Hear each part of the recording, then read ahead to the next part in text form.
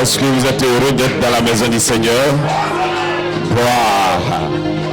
Un bon croyant, un véritable croyant est toujours heureux d'être dans la maison du Seigneur. Parce que David l'a dit, une heure dans la présence de Dieu vaut mieux que 1000 ailleurs. Gloire, nous sommes dans la présence de Dieu. Vous pouvez vous asseoir. Gloire, que Dieu vous bénisse.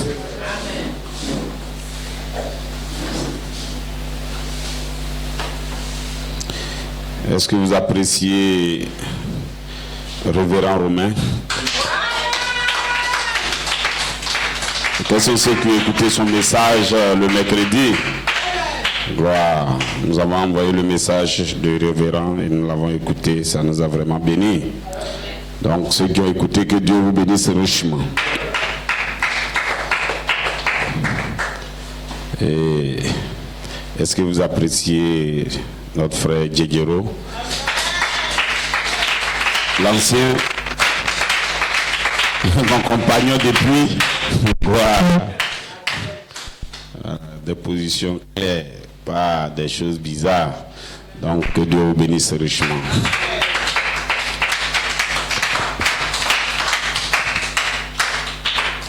Aujourd'hui, le culte ne sera pas comme d'habitude. Voilà, là après on va prêcher, on va poser des questions. Amen. Et pourquoi on le fait?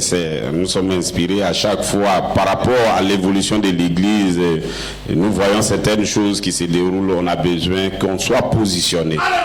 Parce que des gens, on prêche des mystères, et des fois, quand la personne fait un retour de ce que vous entendez, vous vous demandez vraiment, est-ce que ce qu'on prêche là même est vraiment saisi des hommes?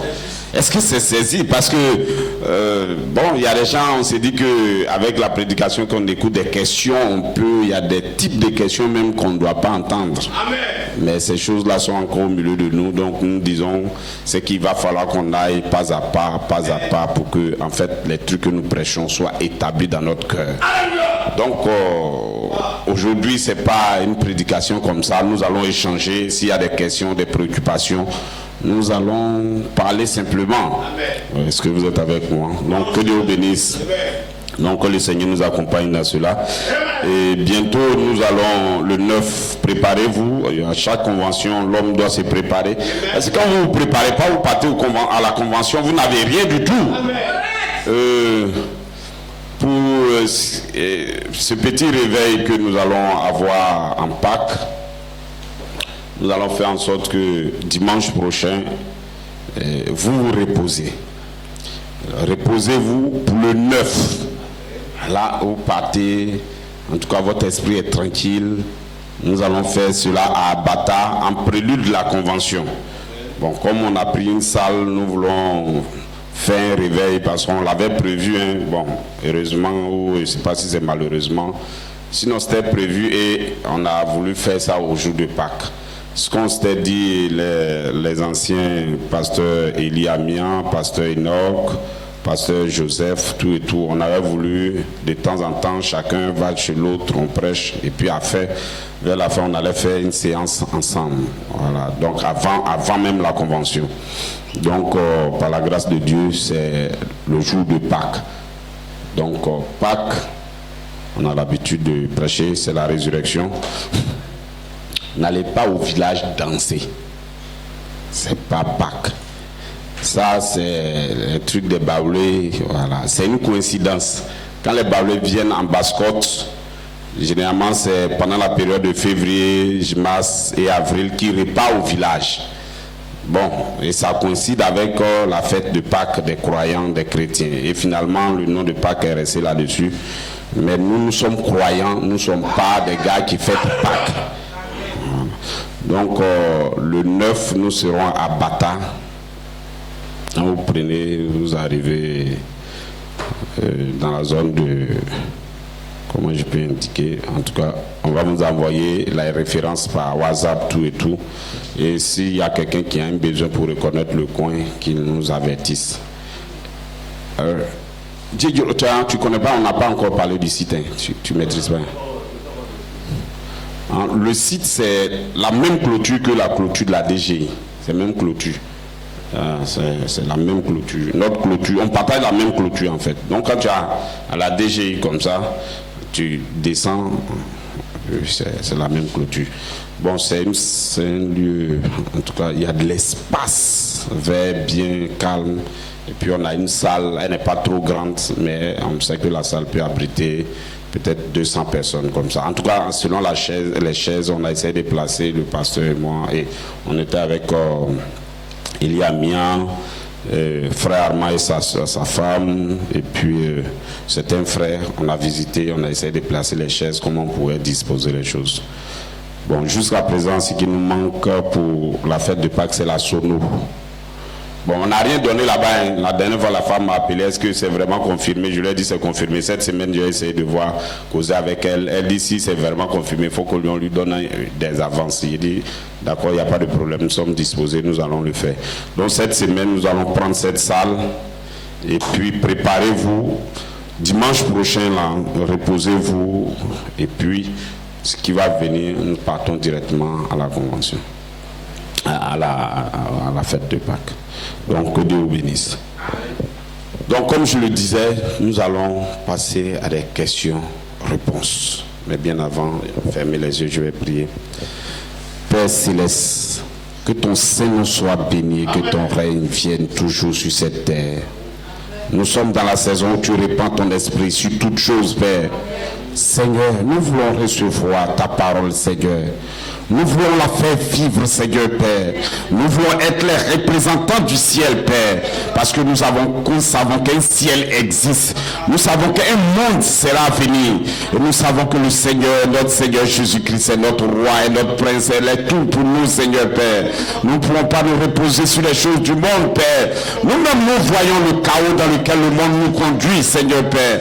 Et il t'a plu d'envoyer ton prophète avec un message si puissant, Seigneur. Oh Père, nous ne pouvons que te remercier pour cela, Père. Nous pouvons te dire merci, Seigneur Père. Oh Seigneur, ce qui va nous faire mal, c'est de manquer l'enlèvement, Père. Alors nous avons cru, nous croyons en toi, nous savons, oh Père, que celui qui s'accroche à toi, Père, qui demande, Père, tu vas le lui donner, Seigneur Père. Et dans cette église, Père, que personne ne manque l'enlèvement, Père. Dans cette église, Père, que ta vie vienne, Père. Dans cette église, que chacun de nous puisse avoir quelque chose de toi, Père. Dans cette saison, dans le nom du Seigneur Jésus-Christ. Amen. Gloire. Donc, n'ayez pas peur, il y a des préoccupations, des gens ont des préoccupations. Ce que nous prêchons, nous disons, qu'est-ce qui fait la différence entre ce que nous prêchons et les autres? Parce que généralement, les gens ne voient pas. Regardez, Dieu marche au fur et à mesure. Amen. Dieu n'est pas statique. Amen. Je vais vous montrer pourquoi il y a des discussions sur les Écritures. Les discussions sur les Écritures sont comme l'homme. Si nous prenons notre cerveau et qu'il y a une loi, vous ne voyez pas les politiciens, ils le font toujours. Hein? Ils manipulent la loi à la manière dont ils pensent. Quand Dieu dit une chose, ils veulent montrer autre chose. Je prends deux exemples. Une fois, bon, je suis allé manger dans un coin, j'ai croisé une jeune demoiselle, et je parlais de la parole. Et puis elle me dit, ah, tu es pasteur? J'ai dit, non, je ne suis pas pasteur, je parle comme ça. Et puis elle me dit, elle a vu dans la Bible que, bon, la Bible dit si une femme est mariée, qu'elle divorce. La Bible dit qu'elle reste sans se marier, juste sans se marier, jusqu'à ce qu'elle meure. Ou bien, si c'est lorsque son mari va mourir qu'elle pourra se remarier. Elle dit ça là même, est-ce que c'est vrai? J'ai dit, mais qui t'a dit? Et c'est son pasteur. J'ai dit, mais il t'a montré, il dit oui, c'est écrit dans la Bible, mais est-ce que vraiment... J'ai dit, mais tu es dans ce cas ou bien? Elle dit oui. J'ai dit, bon non, il faut faire ce que Dieu t'a dit de faire. Tu vois, comme la chose, elle la prend maintenant, elle veut modifier ce que Dieu a dit. Non, on ne peut pas faire ça. On est obligé de se conformer à ce que Dieu a dit. C'est elle lui dit, ma soeur, tu vois, tel que toi tu penses, tel que tu réfléchis là, c'est ce que les gens font pour modifier la parole. et ils modifient la parole selon leur niveau de vie, selon ce qu'eux peuvent faire. On ne fait pas ça. Tu es obligé, si tu t'es séparé, tu es obligé d'attendre. Le problème c'est quoi? C'est parce que toi au départ dans le mariage, tu n'as pas fait comme Dieu a dit. Amen. Donc comme tu ne l'as pas fait, c'est pour ça que tu te fais prendre. Parce que si tu as suivi une démarche de l'église réellement pour te marier, je lui ai dit, c'est que ton mariage là, tu as fait ça seul. Est-ce que tes parents étaient au courant? Non. Elle dit non. Il dit non, le gars t'a vu, tu es beau, tu es joli, tu es battu avec lui, non? Elle dit oui. Il dit bon, exactement, quand tu fais ça, c'est ce qui arrive. Donc tu es obligé, tu ne peux pas modifier la parole doit être appliquée. Pour un croyant a de la révérence pour la parole. Lui, quand il va faire une chose, il va demander qu'est-ce que la parole dit, pas ce que vous pensez. Vous pouvez modifier la parole, non, ça ne se passe pas comme ça. Si nous faisons, vous allez voir pourquoi des gens vont trouver que la parole est dure. C'est parce qu'au départ, ils ne l'appliquent pas comme il le faut. C'est comme ça. Si tu l'appliques comme tu le faut, tu vas voir que ça devient facile. Amen. Gloire, est-ce que vous êtes avec moi? Donc, des gens modifient la parole. Aujourd'hui, des discussions, je prends deux cas, et ça c'est populaire, c'est ce qu'on dit. Est-ce qu'on peut marier deux femmes ou bien on peut ne pas le marier, deux femmes? Prenons la Bible. Ça ne serait jamais clair. Si on dit est-ce qu'on peut boire ou on ne peut pas boire, ce n'est jamais clair. Parce que si tu prends le mariage, mais est-ce que je demande est-ce qu'une femme, un homme peut prendre deux femmes? La fille elle dit non, c'est pas possible. Si on est chrétien, c'est pas possible. Il dit oui, d'accord, ok. Mais pourquoi David, il avait 500 femmes? Il allait chercher la femme d'Uri et Dieu lui a dit, David, mais tu as 500, si tu voulais compléter le nombre de femmes là, fallait me dire j'allais compléter. Et tu allais prendre la femme de l'autre. Maintenant, si on ne marie pas deux femmes, pourquoi il a 500? Dieu lui dit, va compléter. Elle dit, ah ça, je ne sais pas, hein? La Bible est compliquée. Vous voyez comment la parole s'en va? La boisson. On a dit, non, mais Jésus même a bu du vin. Si on ne buvait pas là, pourquoi il a bu du vin? Pourquoi il n'a pas interdit aux gens de prendre le vin? Vous voyez, non? Jésus a bu du vin. On dit il marchait avec des gens même qui buvaient, tout et tout. Donc il a bu du vin. Donc les gens disent, mais Jésus a bu du vin. Et on dit Timothée, fais usage d'un peu de vin. Tu as un problème de vente. Quand même si on ne buvait pas, pourquoi Timothée va boire le vin? Vous voyez comment la parole s'en va. Et alors qu'il y a une parole aussi qui dit, les maîtres, ce n'est pas à toi de prendre le vin et de la liqueur forte. Parce que toi, tu es un prince. Donne la liqueur forte à celui qui va périr là, qu'il boive et qu'il et s'en va. Je peux aussi dire que, vous ne voyez pas pourquoi, comment on appelle, Élie, on lui a dit non, ne pas boire. Vous voyez, Jean-Baptiste, on dit ne touche pas au vin. Ne touche pas, parce que j'ai un travail à faire pour toi. Donc toi, ne touche pas. Maintenant, si la boisson n'a rien à voir, pourquoi Dieu dit quand il a un bon travail à faire pour lui, il ne faut pas la personne va boire. Vous ne voyez pas comment la parole s'en va? Donc, chacun de nous va réagir dans la parole. La partie qui l'intéresse, le verset qui fait que lui veut là, c'est ça qui prend, il parle. Mais la question qu'on se pose aujourd'hui, qu'est-ce qui est le truc réel? Ça, c'est une clé que je vais partager avec vous en attendant qu'on rentre dans les questions et réponses. La Bible, ce n'est pas un livre de règles comme ça qui sont là et on rentre pour faire. Non. La Bible est comme même chose que nous éduquons notre enfant. C'est la même chose.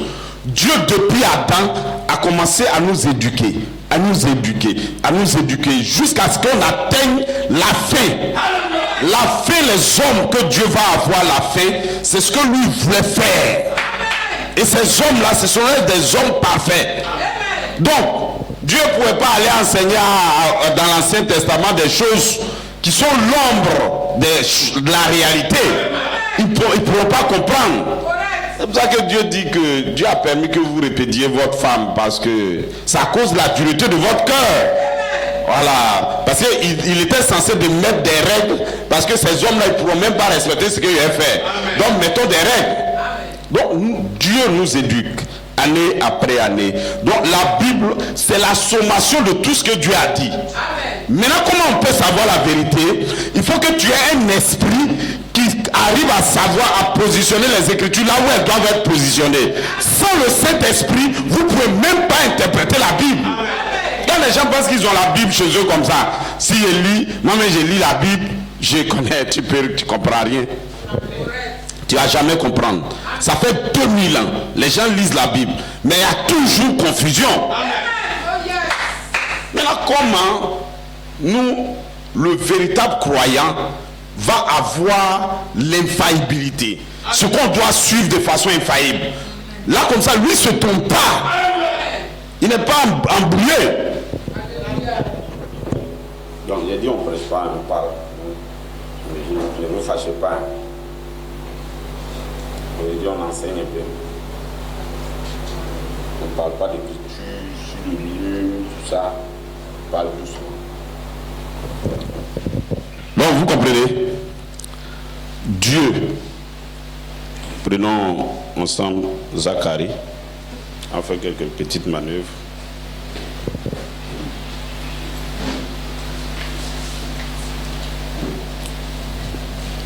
Prenez Zacharie 3.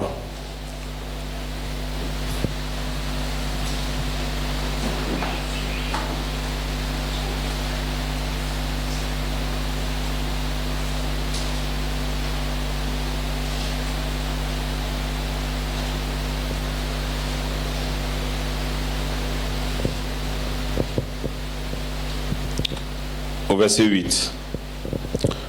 Écoutons donc, Josué, souverain sacrificateur, toi et tes compagnons qui sont assis devant toi, car ce sont des hommes, écoutez bien, ce sont des hommes qui serviront de signes. Amen. Voici, je ferai venir mon serviteur le germe. Car voici, pour ce qui est de la pierre que j'ai placée devant Josué, il y a 7 yeux sur cette seule pierre. Voici, je graverai moi-même ce qui doit être gravé. Ce n'est pas quelqu'un d'autre. Moi-même, Dieu, je vais graver ce qui doit être gravé. Dit l'Éternel des armées, et j'enlèverai maintenant l'iniquité de ce pays en un jour. Gloire, Dieu va graver la pierre à 7 yeux. Maintenant, en un seul jour, toute l'iniquité va quitter. Si vous comprenez ça, vous pouvez danser déjà. Praise God. Prenons Zacharie 4. C'est toujours à côté, là, c'est la même chose. L'ange qui parlait avec moi revint, et il me réveilla comme un homme que l'on réveille à son sommeil. Et il me dit, que vois-tu? Je répondis, je regarde, et voici. Il y a un chandelier tout d'or, surmonté d'un vase et portant 7 lampes. Il y a un chandelier tout d'or, surmonté, tu vois, des vases. Et puis maintenant, c'est le chandelier qui est là, qu'il est en train d'écrire. Et ce chandelier-là, vous le voyez partout. Tout d'or, surmonté d'un vase et portant 7 lampes, avec 7 conduites pour les lampes qui sont au sommet du chandelier. Il y avait près de lui 2 oliviers, l'un à la droite du vase et l'autre à sa gauche. Et prenant la parole, l'ange me dit, l'ange qui parlait avec moi, que signifient ces choses, mon serviteur, mon Seigneur? L'ange qui parlait avec moi me répondit, ne sais-tu pas ces choses? Ne sais-tu pas ce que signifient ces choses? J'ai dit non, mon Seigneur. Alors il reprit et il me dit, c'est ici la parole que l'Éternel adresse à Zorobabel. Ce n'est ni par la puissance, ni par la force, mais c'est par mon esprit. Voilà pourquoi un philosophe va lire la Bible en un seul coup, tout et tout. Il peut même s'enfermer, faire 300 ans là-bas. Mais quand il sort, sans le Saint-Esprit, il va dire des bêtises dans sa bouche, croyant que c'est ce qui est vrai. Des gens interprétaient le livre d'Apocalypse juste avant que Frère Branham arrive. Mais tout est faux. Quand ils vont juste là, ils vont voir qu'après, le tableau est mélangé. Il dit, la parole de l'Éternel me fut adressée en ces mots. Les mains de Zorobabel ont fondé cette maison et les mains de Zorobabel l'achèveront. Et tu sauras que je suis l'Éternel des armées et m'a envoyé vers vous. Car ceux qui méprisaient le jour des faibles commencements se réjouiront en voyant le niveau dans la main de Zorobabel. Ces sept sont les yeux de l'Éternel qui parcourent toute la terre. Ces sept sont les yeux de l'Éternel qui parcourent toute la terre. Et si on a dit une petite bâtie, parcourt toute la terre. Ces sept sont les yeux de l'Éternel. La même pierre, elle est ici. Et maintenant, le chandelier, elle est ici. C'est voilà pourquoi nous, on a mis ça. Sinon, on n'a pas mis ça pour photo. Non. C'est parce que c'est la parole. Tout ce que nous prêchons est condensé dans ces deux messages-là. C'est tout. Si vous avez la révélation de ce que la pyramide est, c'est cet homme. Ça, c'est un homme qui est là. C'est cet homme-là qui va dans l'enlèvement. Gloire. Est-ce que vous êtes avec moi? Donc vous allez voir que la Bible, on ne peut pas la lire et puis on l'interprète et puis on la comprend. C'est parce que les hommes ont pris cette foi-là qu'il y a beaucoup d'églises. Mais ne vous y trompez pas. Hein. Quand les gens disent, non, vous croyez ensemble, mais vous êtes divisés, vous êtes beaucoup. Les musulmans disent, mais les chrétiens sont beaucoup comme ça et ils sont divisés. Donc ça veut dire que leur parole est fausse. Non. Ceux qui ont cru le message de frère Branham aussi, on dit vous êtes divisés, vous êtes beaucoup. Ça veut dire que le message de frère Branham est faux. Non. Nous qui croyons le ministère de Joseph, on dit non, mais vous avez cru, mais vous êtes divisés, vous êtes beaucoup. Ça veut dire que c'est faux. Non, monsieur, vous croyez pas, ne croyez pas à ces choses. Les hommes qui n'ont pas l'esprit, et comme ils veulent l'interpréter, ça produit beaucoup. Mais au milieu de ces choses-là, les véritables croyants vont identifier le véritable Fils de Dieu. La parole, la Bible, elle est juste. Jésus-Christ est réellement la divinité. Et toutes ces choses sont réelles. Mais ça dépend. Comment toi tu vois. Sans la révélation, tu n'as rien. Est-ce que vous êtes avec moi? Praise God. Je suis en train de vous montrer comment on arrive à saisir l'absolu. Là, comme ça, vous devrez être tranquille pour savoir que bon, on est dit, c'est pour ça que quand j'entends des gens dire votre église, non, on n'a pas d'église. Il n'y a pas votre église, non.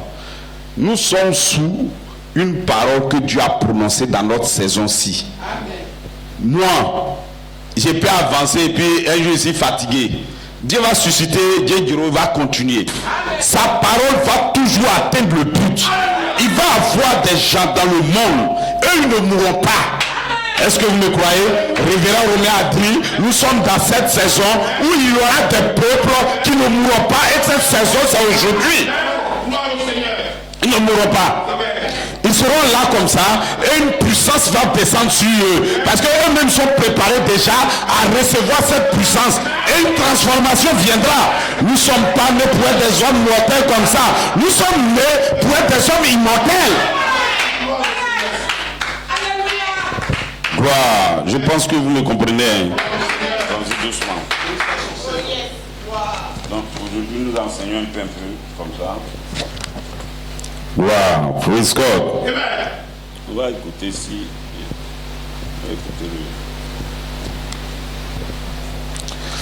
On va écouter notre prophète.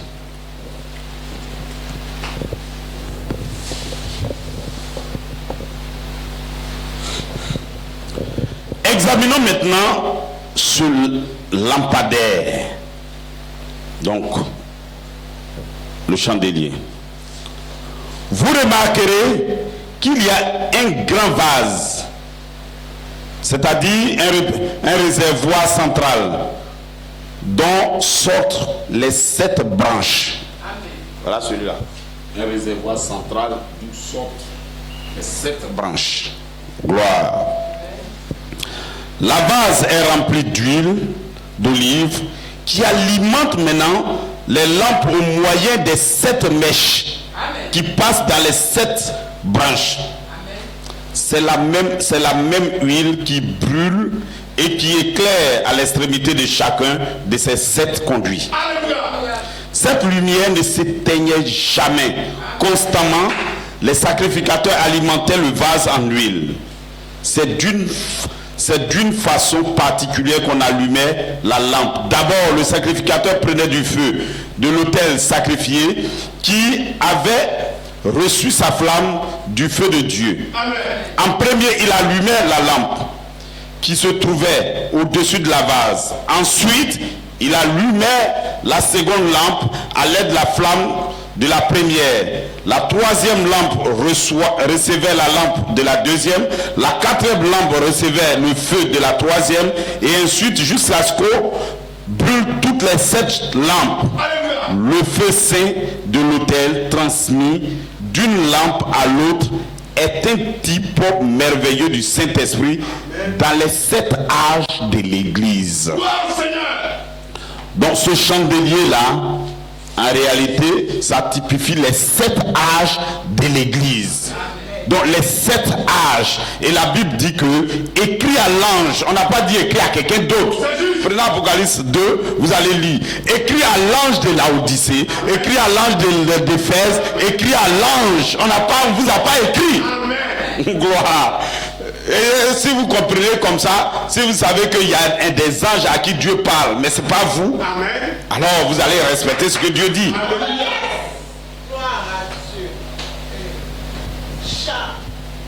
Oh, je vous montre où on s'en va comme ça.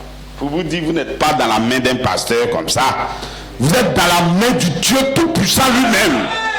En tout cas, pour ceux qui peuvent croire sa parole et pour ceux qui ont quelque chose dans leur cœur avant qu'ils ne viennent sur la terre. Donc, c'est ce qu'il dit. Il dit maintenant, la première effusion, c'est de la Pentecôte. Effusion qui est provenue directement de Jésus sur le propitiatoire, revêt son église de puissance tout au long des 7 âges et montre de manière parfaite que Jésus est le même hier, aujourd'hui et pour toujours. Le Dieu qui ne change jamais, ni dans son essence, ni dans ses voies. Est-ce que vous êtes avec moi? Gloire, praise God. Donc voilà ce que le prophète nous a dit sur le chandelier. Donc, qu'est-ce que Dieu fait?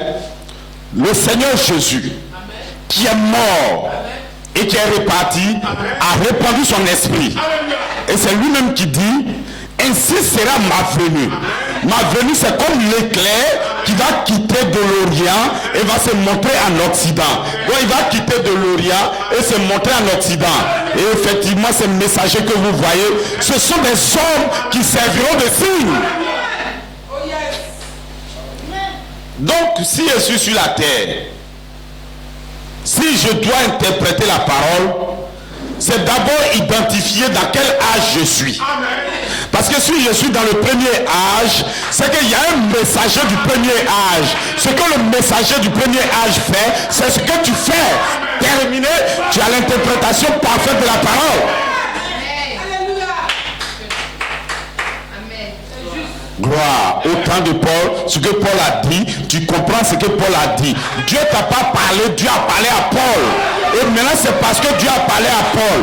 Toi, celui qui reçoit un prophète en qualité de prophète, a le message du prophète, a la récompense du prophète. C'est le mystère. C'est comme ça, si les gens voient ça, ils vont savoir où on va. Est-ce que vous me comprenez? Nous ne prêchons pas des choses que nous on a lues et on prêche, non. Nous ne prêchons pas, non. Nous suivons la voie d'un messager, de l'étoile de Dieu, de Christ lui-même. Bon, regardez, vous ne comprenez pas, je vais vous lire ça rapidement. Ne prenez pas, moi-même je vais prendre. La pierre qui a 7 yeux, cette pierre qui a les 7 yeux, cette pierre-là, Pierre l'a identifiée. Dans acte 11, Pierre dit Jésus est la pierre. Gloire.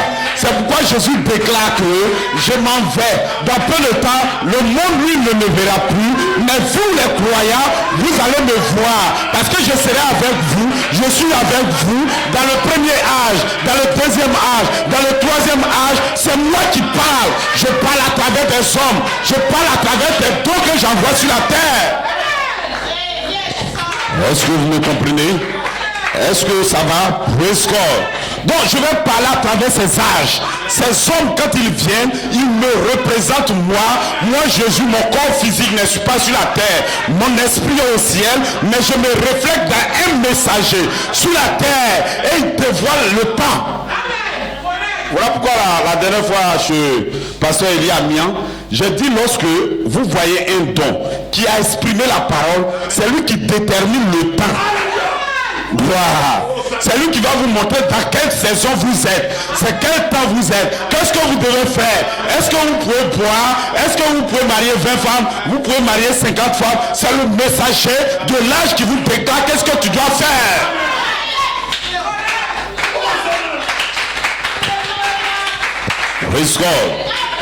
C'est pour ça qu'il dit que l'homme naturel qu'on ne comprend pas. Je enverrai mes messagers. Ce sont des hommes qui serviront des signes que moi Jésus je parle. Est-ce que vous êtes avec moi? Donc ça c'est le secret. Je suis avec vous, mais je serai en vous. La saison où vous et moi on est en train de parler aujourd'hui, je suis avec vous, je suis avec vous, je suis avec vous, je suis avec vous, je suis avec vous, je suis avec vous, je suis avec vous, mais l'âge, cet âge, je serai en vous.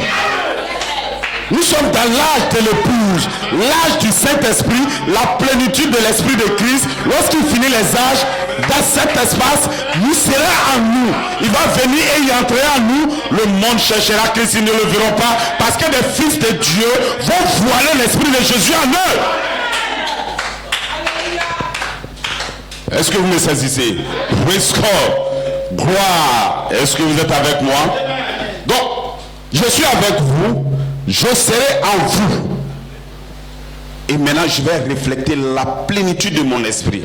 Voilà pourquoi il dit, j'enlèverai maintenant l'iniquité.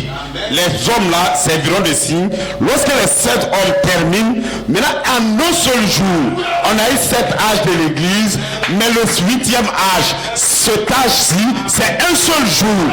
D'un seul âge, Dieu va rendre les fils de Dieu parfaits.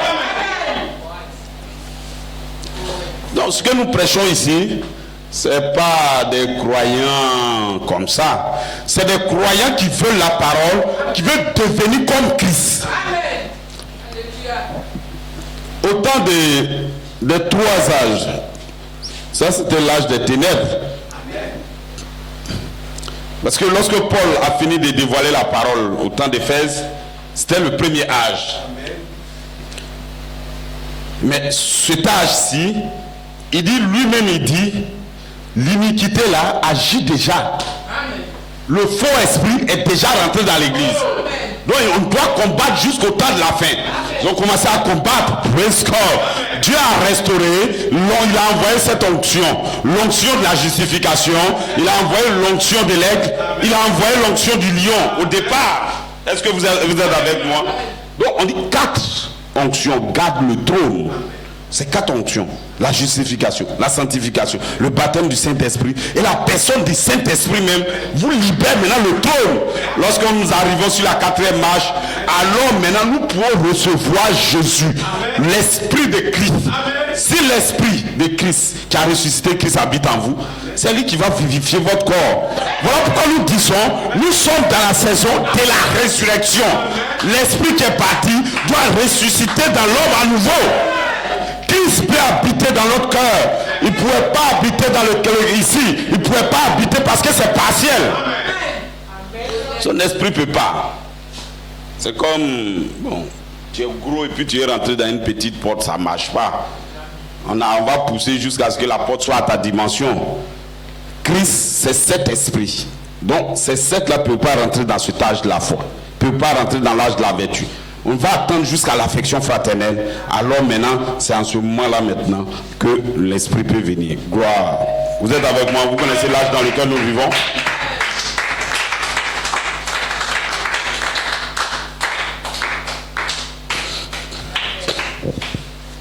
Nous montons comme ça, nous partons. Quand nous arrivons au 7e, c'est celui-là maintenant qui descend. Donc nous montons et maintenant lui, l'amour, le Dieu tout-puissant lui-même descend et maintenant nous sommes formés maintenant à l'image de la parole.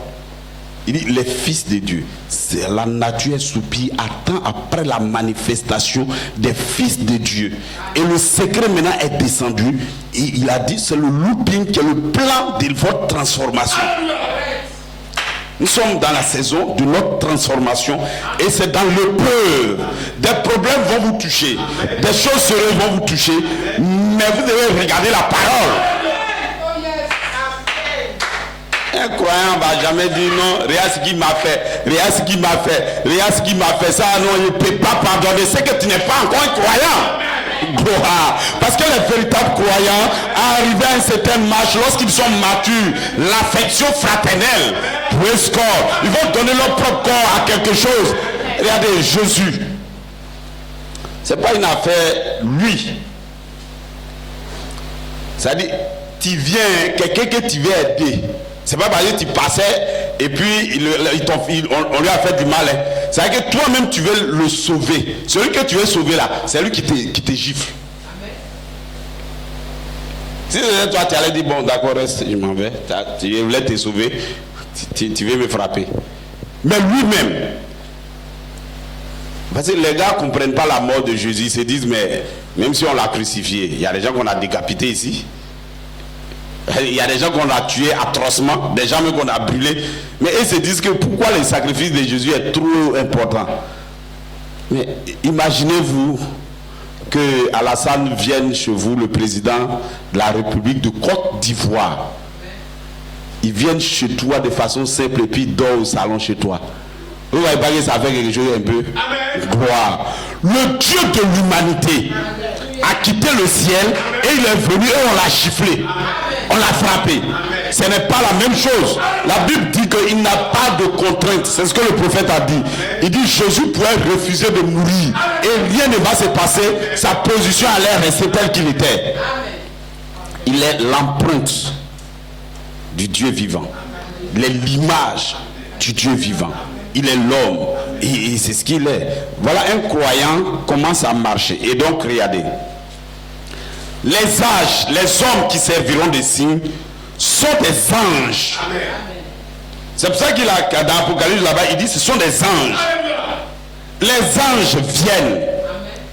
Mais les anges pour se manifester, ils prennent un corps. C'est pour ça qu'il dit il y a un ange céleste et il y a un ange terrestre. L'ange céleste descend pour parler. Un ange c'est un messager. Donc quand Jésus est parti, il va commissionner des anges pour vous parler ce qu'il doit parler dans votre saison. Et maintenant quand cet ange-là vient, il va trouver un corps sur la terre. Alors il se voile en lui et délivre le message. Celui qui me voit et croit en moi, il a la vie éternelle. Praise God. Comment nous pouvons adorer Dieu que c'est que vous croyez, celui que j'ai envoyé, je vais envoyer 7 messagers sur la terre. Ils vont traverser. Praise God. C'est ce qu'il a dit. La lumière brille de l'Orient jusqu'en Occident. Praise God. Et nous avons vu ces messagers, Paul de l'Orient, ça a monté jusqu'à 8 heures. Il était en Allemagne quelque part. Et ça a commencé à descendre jusqu'aux États-Unis. Ça a traversé toute la terre. Et à la terre, nous sommes au temps de la fin. Et celui que nous croyons, dans cet âge-ci, qui a terminé l'âge de l'église, ça fait William Harold Branham. Et il a mené l'église à sa maturité. Parce que l'église doit atteindre l'affection fraternelle. Et le messager qui s'arrête dans l'affection fraternelle, c'est lui qui vous conduit à Dieu. Vous allez voir les croyants quand ils sont étonnés au ciel. Ils pensent que le monde est là quand dans le vent. Non, monsieur. Ils vont s'étonner pourquoi ils étaient dans des églises, ils ont prié, ils ont guéri les malades. Et puis après, Dieu dit qu'il ne les connaît pas. Parce que le 7e ange, je vous donne un autre petit secret. Dieu ne dévoile pas son plan au départ. C'est ce que vous-même vous faites. Quand vous éduquez un enfant, est-ce que tout ce que tu as lui dit, tu lui dis tout ça en un coup? Non. Le plan se dévoile au fur et à mesure, Mais quand il arrive à la fin, tu lui dis tout. Tu peux lui tout dire. Tu as vu, il t'a fait faire ça parce que, c'est ce que Dieu a fait. Il ne montre pas son plan comme ça. La venue du Seigneur est un secret. Personne ne connaît le jour ni l'heure.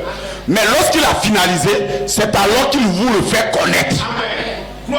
Il a pris l'exemple d'un studio, ceux qui font les dessins. Il dit quand il est en train de faire, un sculpteur, il dit au moins il est en train de construire son œuvre, il ne montre pas son plan. Généralement quand tu vois même c'est voilé. Mais à la fin il ouvre maintenant et c'est maintenant que vous voyez. Lorsque le septième messager, le septième ange, Apocalypse 17 dit, lorsque le septième ange va parler sur la terre, alors les secrets de Dieu seront dévoilés. Voilà pourquoi vous devez croire au message de William Aaron Branham.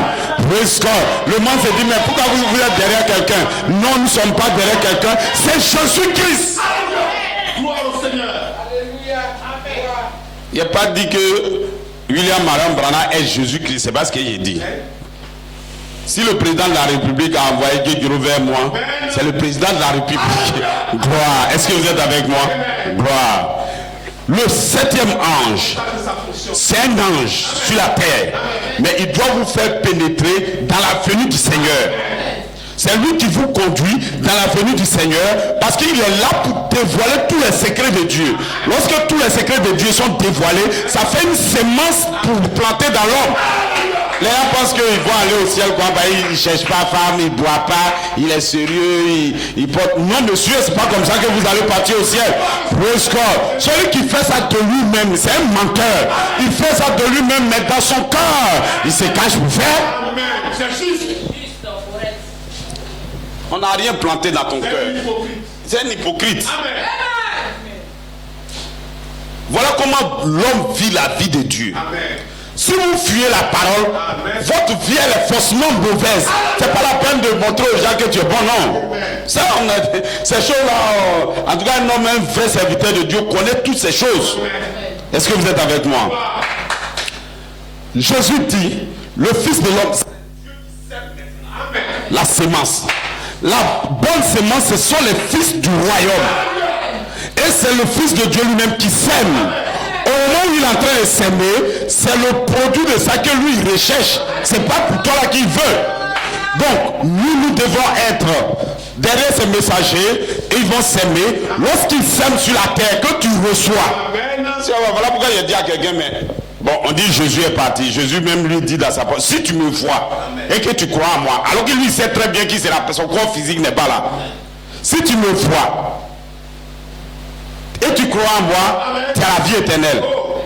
Bon, la question est, est-ce que vous l'avez vu? Est-ce qu'on l'a vu? Non. Ça veut dire qu'on a un problème. Amen. Si tu as compris qu'un messager est descendu sur la terre et qui t'a apporté la parole, alors tu l'as vu. Voilà. Si tu as eu la révélation, que tu as compris qu'un messager t'a envoyé, tu as identifié le message, alors tu l'as vu. Maintenant, si tu as vu, qu'est-ce qu'il a dit? Ce qu'il a dit, il faut croire en ça. Alors maintenant, si tu crois en ça, la vie qui est dans cet homme, la vie qui est descendue de Dieu, va reproduire sa propre vie en toi. Tu dois croire à l'évangile. Tu dois venir entendre l'évangile. Tu dois croire à ça. C'est la semence. Alléluia. Est-ce que vous êtes avec moi? Voilà pourquoi on dit aujourd'hui on ne prêche pas, on va enseigner. Gloire, est-ce que vous êtes avec moi? Donc c'est comme ça qu'on croit Dieu. C'est comme ça qu'on marche. Dieu n'a pas fait le vent comme ça.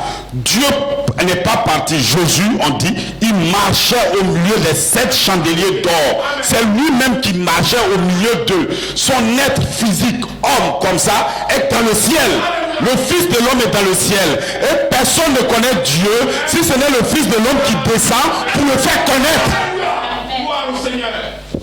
Je suis dans cet âge, je veux le faire connaître. Il faut que cette étoile, l'étoile qui est là-bas, me fasse connaître Dieu. Dieu qui est dans le ciel va descendre sous une forme. Et le messager maintenant te fait connaître. Personne ne connaît Dieu. Personne ne sait quand il vient. Personne ne comprend comment il vient. Personne ne connaît sa seconde venue. Mais lorsque son messager descend, c'est lui qui le fait connaître.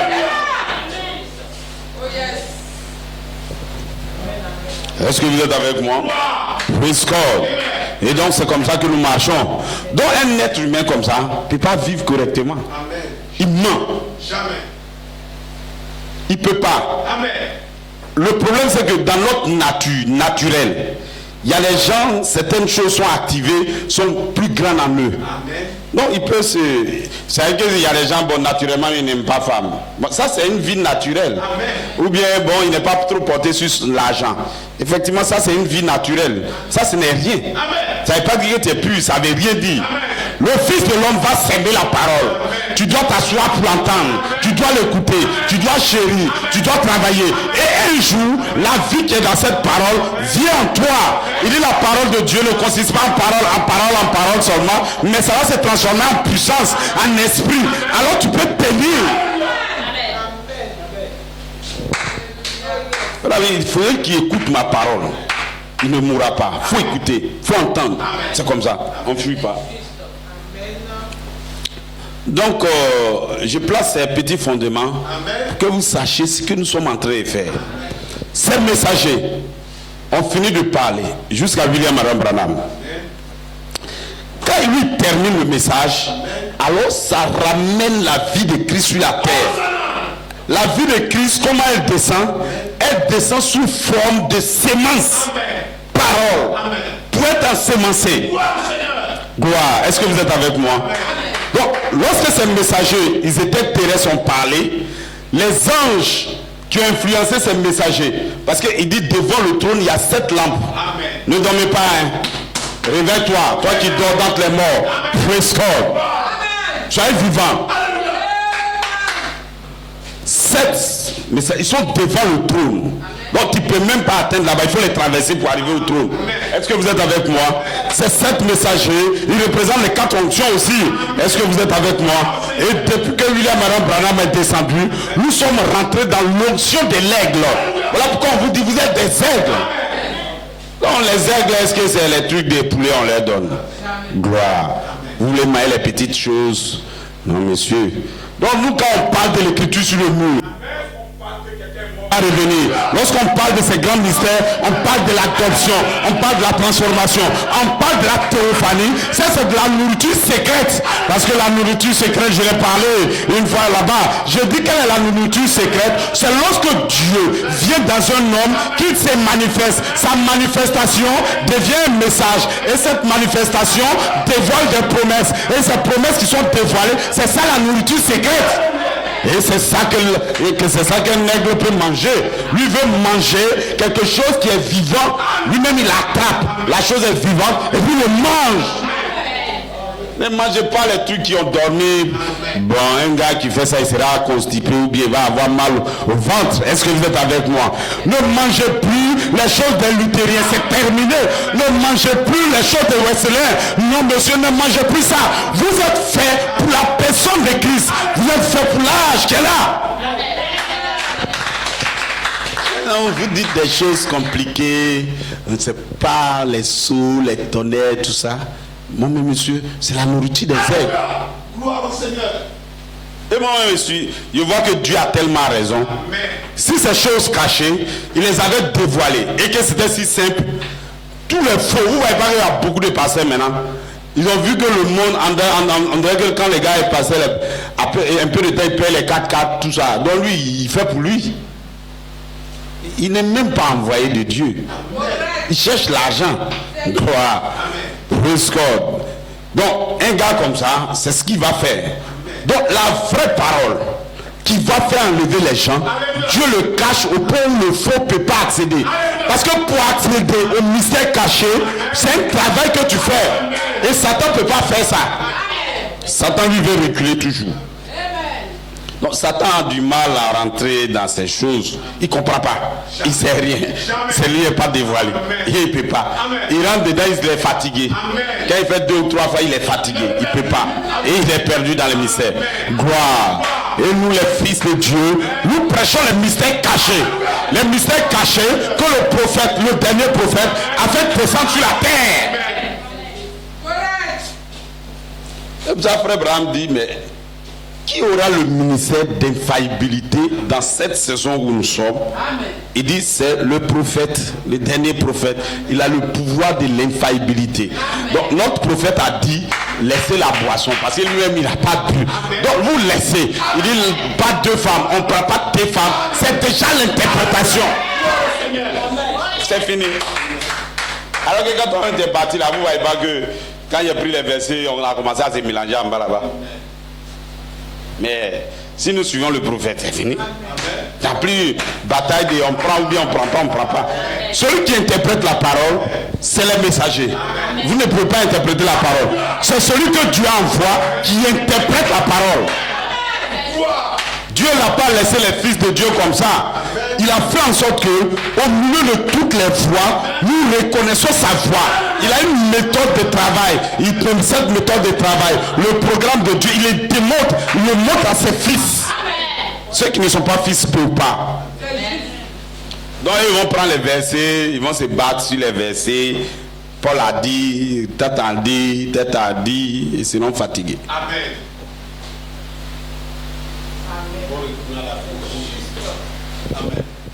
Praise God. Bon, je dis aux voisins, c'est pas pareil, aujourd'hui on a laissé l'écriture sur le mur. Hein. On est en train de poser les petits fondements. Voilà. On va penser que. Donc, regardez. L'âge dans lequel on est. Lorsque ces messagers finissent de parler, alors c'est la venue maintenant de la pierre du fait. Nous rentrons maintenant de la venue de Jésus. Jésus, c'est son corps physique est celui-là. Maintenant, son corps physique libère maintenant la vie qui est en lui sur les 7 marches. Alors ça peut former les fils de Dieu. Nous avons la partie femelle et lui il a la partie mâle. Quand il pénètre en nous, ça commence à former un bébé. Il faut un homme et il faut une femme pour faire un bébé. Les fils de Dieu vont être dévoilés comme ça.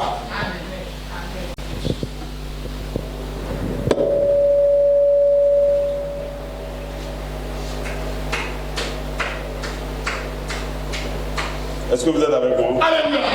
Gloire. Donc, lorsque les 7 marches terminent, nous rentrons dans un âge. C'est ce que frère, dans l'âge de l'épouse, je pense, dans le choix d'une épouse, c'est ce qu'il dit. La pierre de fête là, elle ne va pas descendre ici. Elle ne descend pas sur l'affection fraternelle. Donc il dit, il y a un creux. Voilà pourquoi frère Abraham a laissé ce creux là, c'est pour nous. C'est nous qui allons remplir l'espace qui est là. Donc il dit, Dieu maintenant descend pas sur l'affection fraternelle. Dieu va descendre, la pierre de fête là, elle va coller dans cet espace là, donc au-dessus comme ça. C'est pourquoi nous quittons ici pour rentrer dans ce lieu. Et dans ce lieu, qu'est-ce qui est là? Parce que les 7 esprits ont parlé. Si vous prenez la nuit du 27 février, du 28 février 1963, les anges qui ont parlé dans les âges, ces 7 anges ont quitté le ciel parce que c'est eux maintenant qui sont descendus. Et maintenant, les 7 messagers qui ont parlé dans les âges vont former un seul message pour l'épouse. Et c'est ce message-là qui peut vous faire devenir comme Jésus. Et c'est ce message-là qui vous prépare. Voilà pourquoi il dit les 7 tonnerres vont préparer l'épouse. Bon, maintenant ça dépend de vous ce matin. Qu'est-ce que vous voulez? Est-ce que vous voulez partir dans l'enlèvement? Alors votre message, ce sont les 7 tonnerres. Les 7 tonnerres, ce sont les 7 voix des 7 âges de l'église. Ces 7 tonnerres, ces âges, les messagers qui ont parlé dans les âges sont venus. Parce que la parole, il y a une partie à terre et il y a une partie en haut. Il y a une partie terrestre, il y a une partie céleste. Ils ont fini la partie terrestre. Mais la partie céleste est descendue.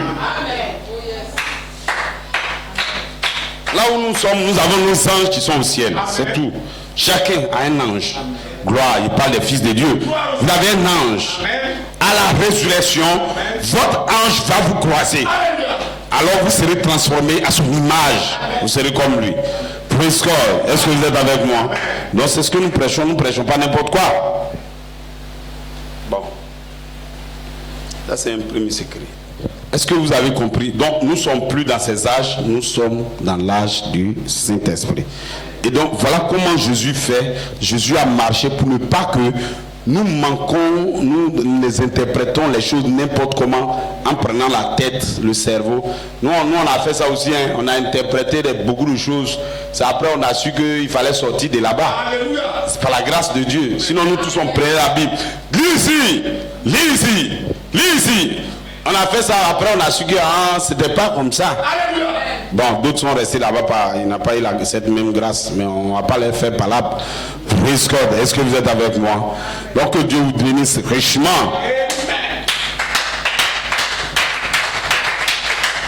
Dans cet âge de l'épouse, l'âge du Saint-Esprit, Dieu va faire une même œuvre. Parce qu'il faut voir, il faut un signe pour que vous deveniez comme le signe. C'est pour ça que il y a 8e messager, vous voulez dire que frère Coleman est 8e messager ou quoi? Ça dépend comment tu comprends. Il y a 7 messagers, mais les 7 messagers, ceux qu'ils ont parlé vont former un seul message. Maintenant, Dieu vous donne un modèle avant que le peuple ne vive cela. Et ce premier modèle qu'il a donné, c'est ça, nous on dit c'est Joseph Charité Coleman. Maintenant, imaginez-vous que c'est Joseph Charité Coleman. Est-ce qu'on peut faire autre chose que ce qu'il a dit? Mais pourquoi d'autres veulent faire autre chose? Non, il est mort, il est parti. Regardez les âges ici, là. 53. Le premier âge a commencé en 53 et s'est terminé en 170. Vous pensez que Paul est resté là de 53 à 170? Paul a fait combien? Il a fait, donc vous allez dire qu'il a fait 113 ans sur la terre. Non, monsieur. Regardez cet âge. 312 jusqu'à 606. Vous pensez que le messager Martin là est resté pour faire tout l'âge? Non. Jamais. Il meurt. Amen. Mais l'âge lui il reste. Et c'est ce que Joseph Coleman a dit. Joseph Coleman dit, vous n'allez pas vous tenir devant un homme adopté comme ça, mais devant le ministère du Fils de l'homme qui a adopté. Donc le ministère de Jésus-Christ, lui il reste. Coleman est parti, mais le ministère est sur la terre. Nous continuons avec le ministère. Son ministère ne disparaît pas quand lui-même le corps physique de messager disparaît. Frère Branham est parti il y a longtemps, mais les hommes même seront condamnés, ils ne comprennent pas. Frère Branham, il est parti il y a longtemps, vous croyez toujours à son message. Et quelqu'un qui vient de mourir tout de suite là pour vous, n'a même pas encore fait 20 ans, vous disparaissez. Vous n'êtes pas du Christ. Gloire, est-ce que vous êtes avec moi? Praise God. Est-ce que vous êtes avec moi? Est-ce que vous comprenez? Maintenant, regardez. La venue du Seigneur. Lorsque ce messager arrive, alors il nous conduit dans la venue du Seigneur. Il doit nous conduire dans la venue du Seigneur. Parce que Apocalypse 8 dit qu'il y avait un silence dans le ciel. Ça va recommencer la création. La création a commencé par un silence. De la même manière, il y avait un silence et dans ce silence-là, quelque chose a commencé à sortir. Cette chose qui a sorti, c'est le Logos, c'est le premier fils. Dieu nous a pas créé un coucou pour nous tous, non messieurs. Vous êtes égaux, mais je prends un parmi vous et lui devient votre Dieu. Jésus-Christ était notre Dieu. Il est le fils de Dieu, mais il devient notre Dieu. Il représente Dieu pour les fils de Dieu. C'est ça qui fait que les gens sont perdus, ils ne comprennent pas. Pourquoi on dit Jésus est Dieu? Gloire. Est-ce que vous êtes avec moi? Amen. Donc le silence va être rempli par des paroles. Amen. Dieu était dans le silence, c'est sa parole. Amen. Quand il a parlé, il y a eu des temps, et puis ces choses sont venues à l'existence. Bon, j'espère que vous avez grandi. Ne pensez pas comme les dénominations. Dieu a créé le monde en 7 jours. Il pense que c'est lundi, mardi, mercredi, jeudi, vendredi, samedi, dimanche. Non, monsieur. Dieu n'a pas créé la terre là comme ça. Hein. C'est des périodes de temps, des milliards d'années, des périodes de temps jusqu'à ce que la terre vienne à l'existence. C'est pas un truc comme ça, un jour. Pouf. Donc, Dieu parle.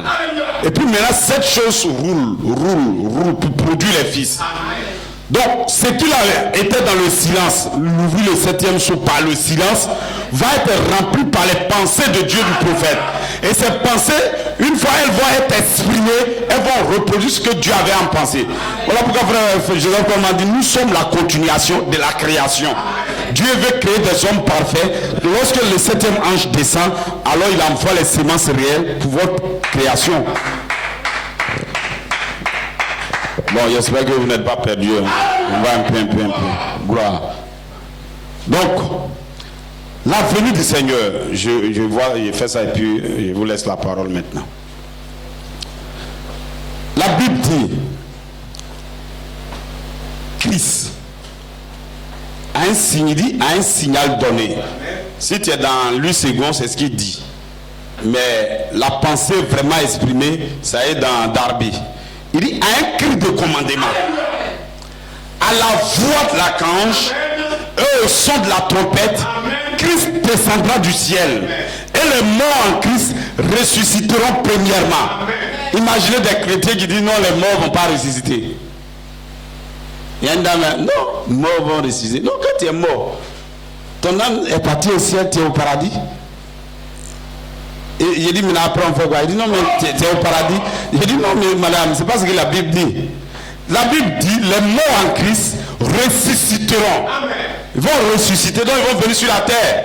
Gloire. Là où on va là, c'est un lieu de repos. C'est pas pour aller rester là-bas. Frère Abraham a dévoilé le secret. Il dit, nous sommes des hommes, nous ne sommes pas des anges. Donc, quand nous mourrons, on nous a donné un corps angélique, nous restons là-bas, mais ce n'est pas notre lieu. Après, nous, on revient sur la terre pour prendre un corps physique. Nous sommes des êtres humains, des fils de Dieu. Nous ne sommes pas des anges. Nous sommes des fils de Dieu. Est-ce que vous êtes avec moi? Donc, la venue du Seigneur, c'est en trois grandes parties. Il aura un cri, il aura une voix et il aura une trompette. Maintenant, mesdames et messieurs, si on lit ça comme ça, dans la Bible, ce que je viens de dire là, vous allez comprendre ce que ça veut dire. Si les dénominations, tous ces hommes, ils prennent leur tête pour aller lire, qu'est-ce qui est le signal? Qu'est-ce qui est la voix de l'archange, la trompette? Bon, vous-même essayez, allez-y demander aux gens qu'est-ce qui est la voix de l'archange, ils vont vous trouver. Alors, cette venue-là, elle sera tenue secrète, personne ne connaît. Maintenant, regardez, personne ne connaît ça jusqu'à ce que le messager, William Marion Branham, le 7e descend. Alors le mystère du cri, de la voix et de la trompette va être dévoilé au Fils de Dieu. Et frère Branham même lui dit que mon message là, c'est ça qui est le cri, c'est le pain de vie qui va rassembler l'épouse. Le cri, c'est le pain de vie qui descend. Et donc Jésus n'a pas dit celui qui me mange, il ne mourra pas. Il n'a pas dit manger le pain de vie, je suis le pain de vie. Donc le pain de vie, c'est le dévoilement de tous les mystères qui viennent à l'homme. Est-ce que vous comprenez? Donc il va falloir qu'on pose des petits fondements comme ça avant d'aller encore dans le message.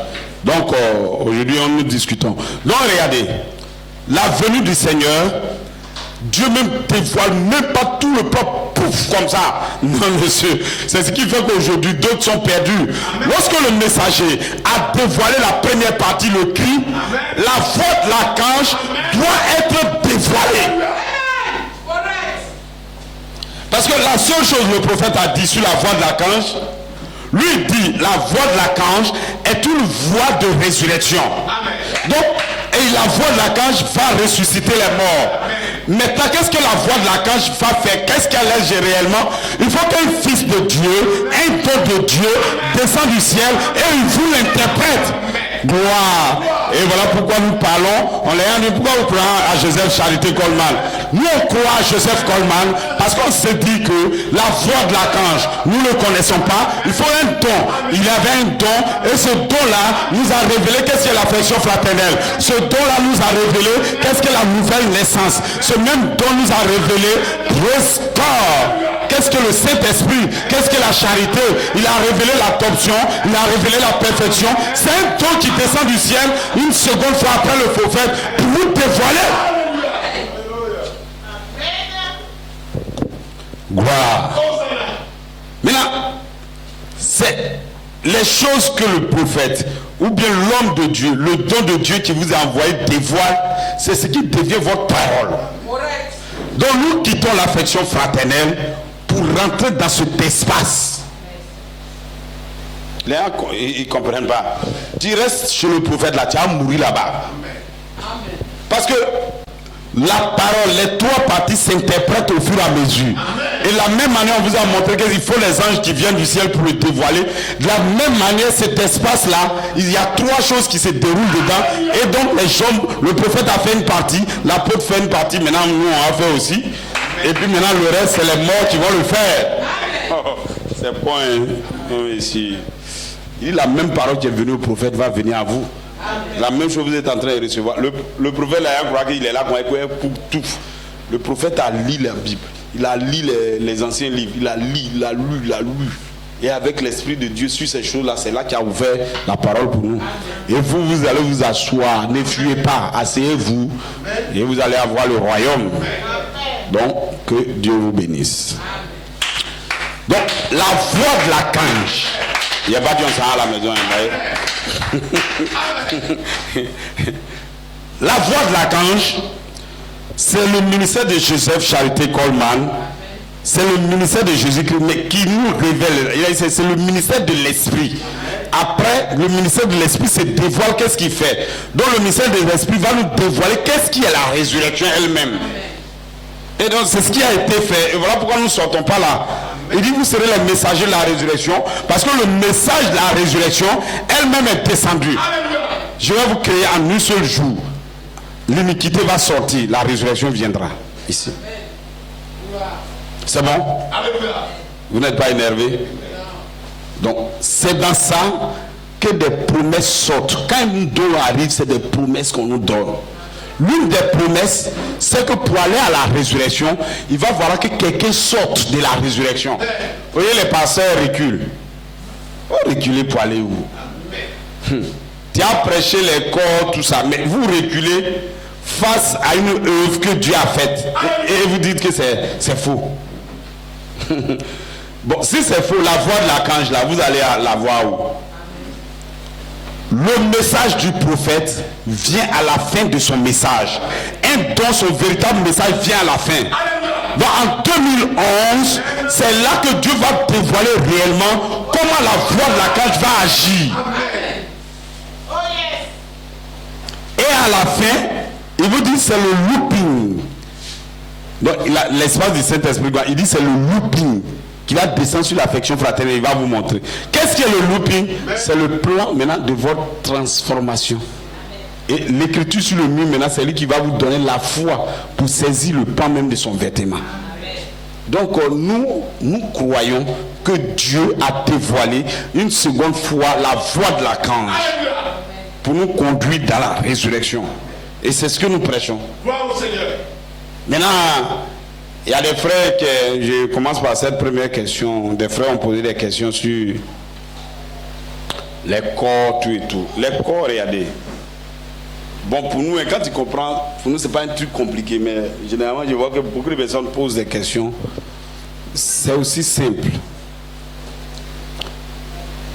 J'explique calmement ce que nous croyons. Nous disons que nous avons un corps au ciel. Et ce corps-là, Paul a parlé de ça. 1 Corinthiens 5 ou bien 2 Corinthiens 5. Il dit, si la tente dans laquelle vous habitez est détruite, vous avez un autre corps. Amen. Donc votre âme quitte et puis il rentre dans un autre corps et puis tu t'en vas au ciel avec. Et ce corps-là, le prophète l'a nommé, on l'appelle, la Bible dit, ton ange. La Bible a dit, c'est là Paul a dit, autre le corps céleste, pour autre aussi le corps terrestre. Donc votre corps céleste, c'est un corps angélique. Quand vous rentrez dedans, vous pouvez réapparaître, disparaître, fuir, faire les trucs. C'est la théophanie. C'est ce que nous on appelle théophanie. Quand on dit la théophanie, c'est une forme que Dieu peut prendre.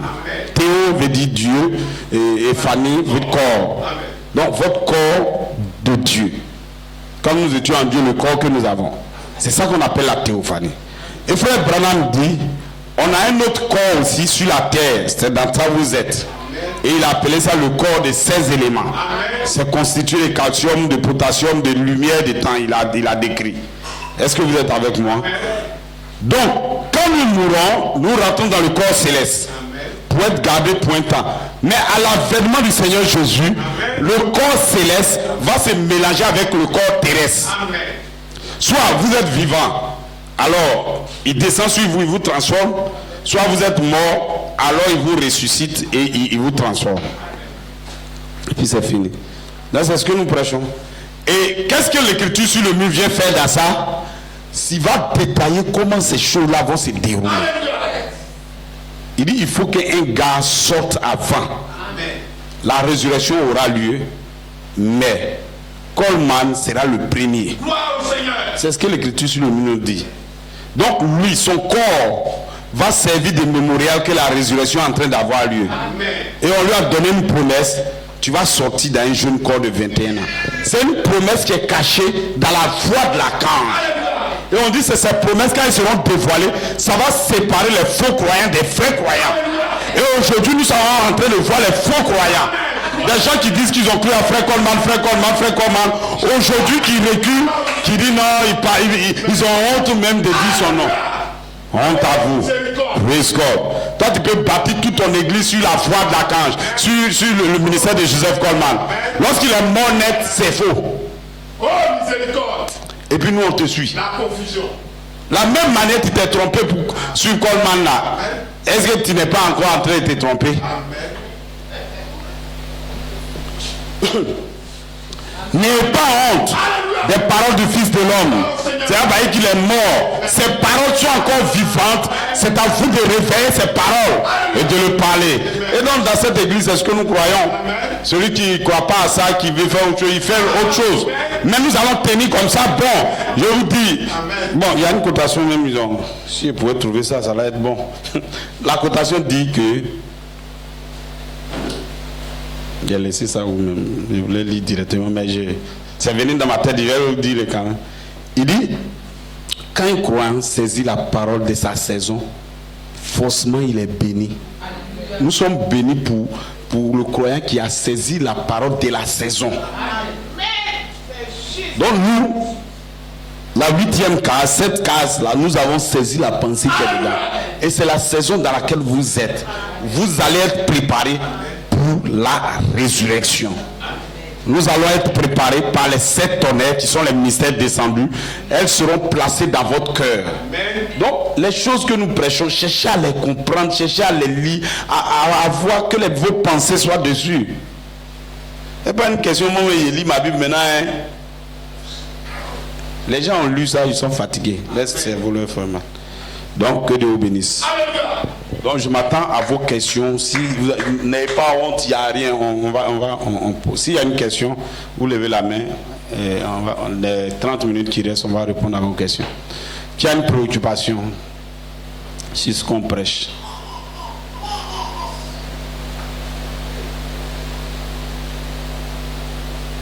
D'accord? Personne n'a une préoccupation. Voilà ce qu'un frère a dit. Il nous a dit, bon, tel que vous faites là, vous parlez de Coleman, est-ce que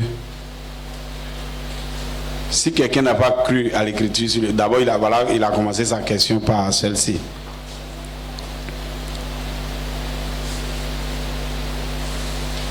Si Coleman sort aujourd'hui et que nous ne sommes pas adoptés là, est-ce qu'on va au ciel ou bien on ne va pas?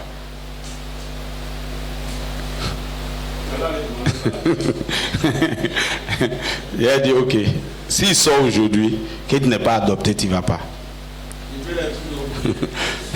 Tu ne peux pas.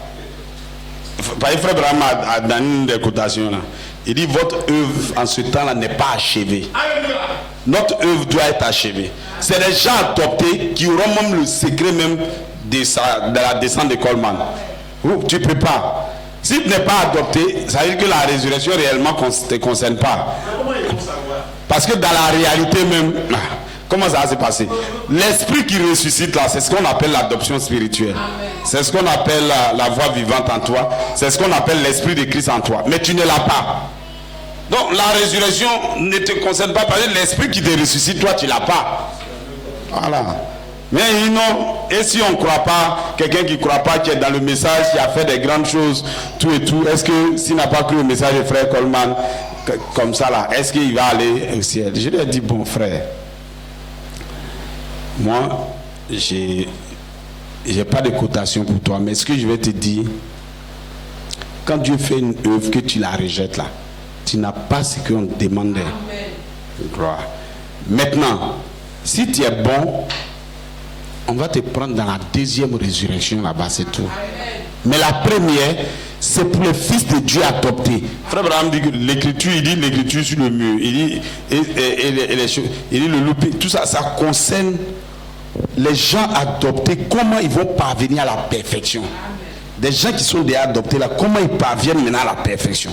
Le plan de leur transformation. C'est ce que le looping nous dévoile.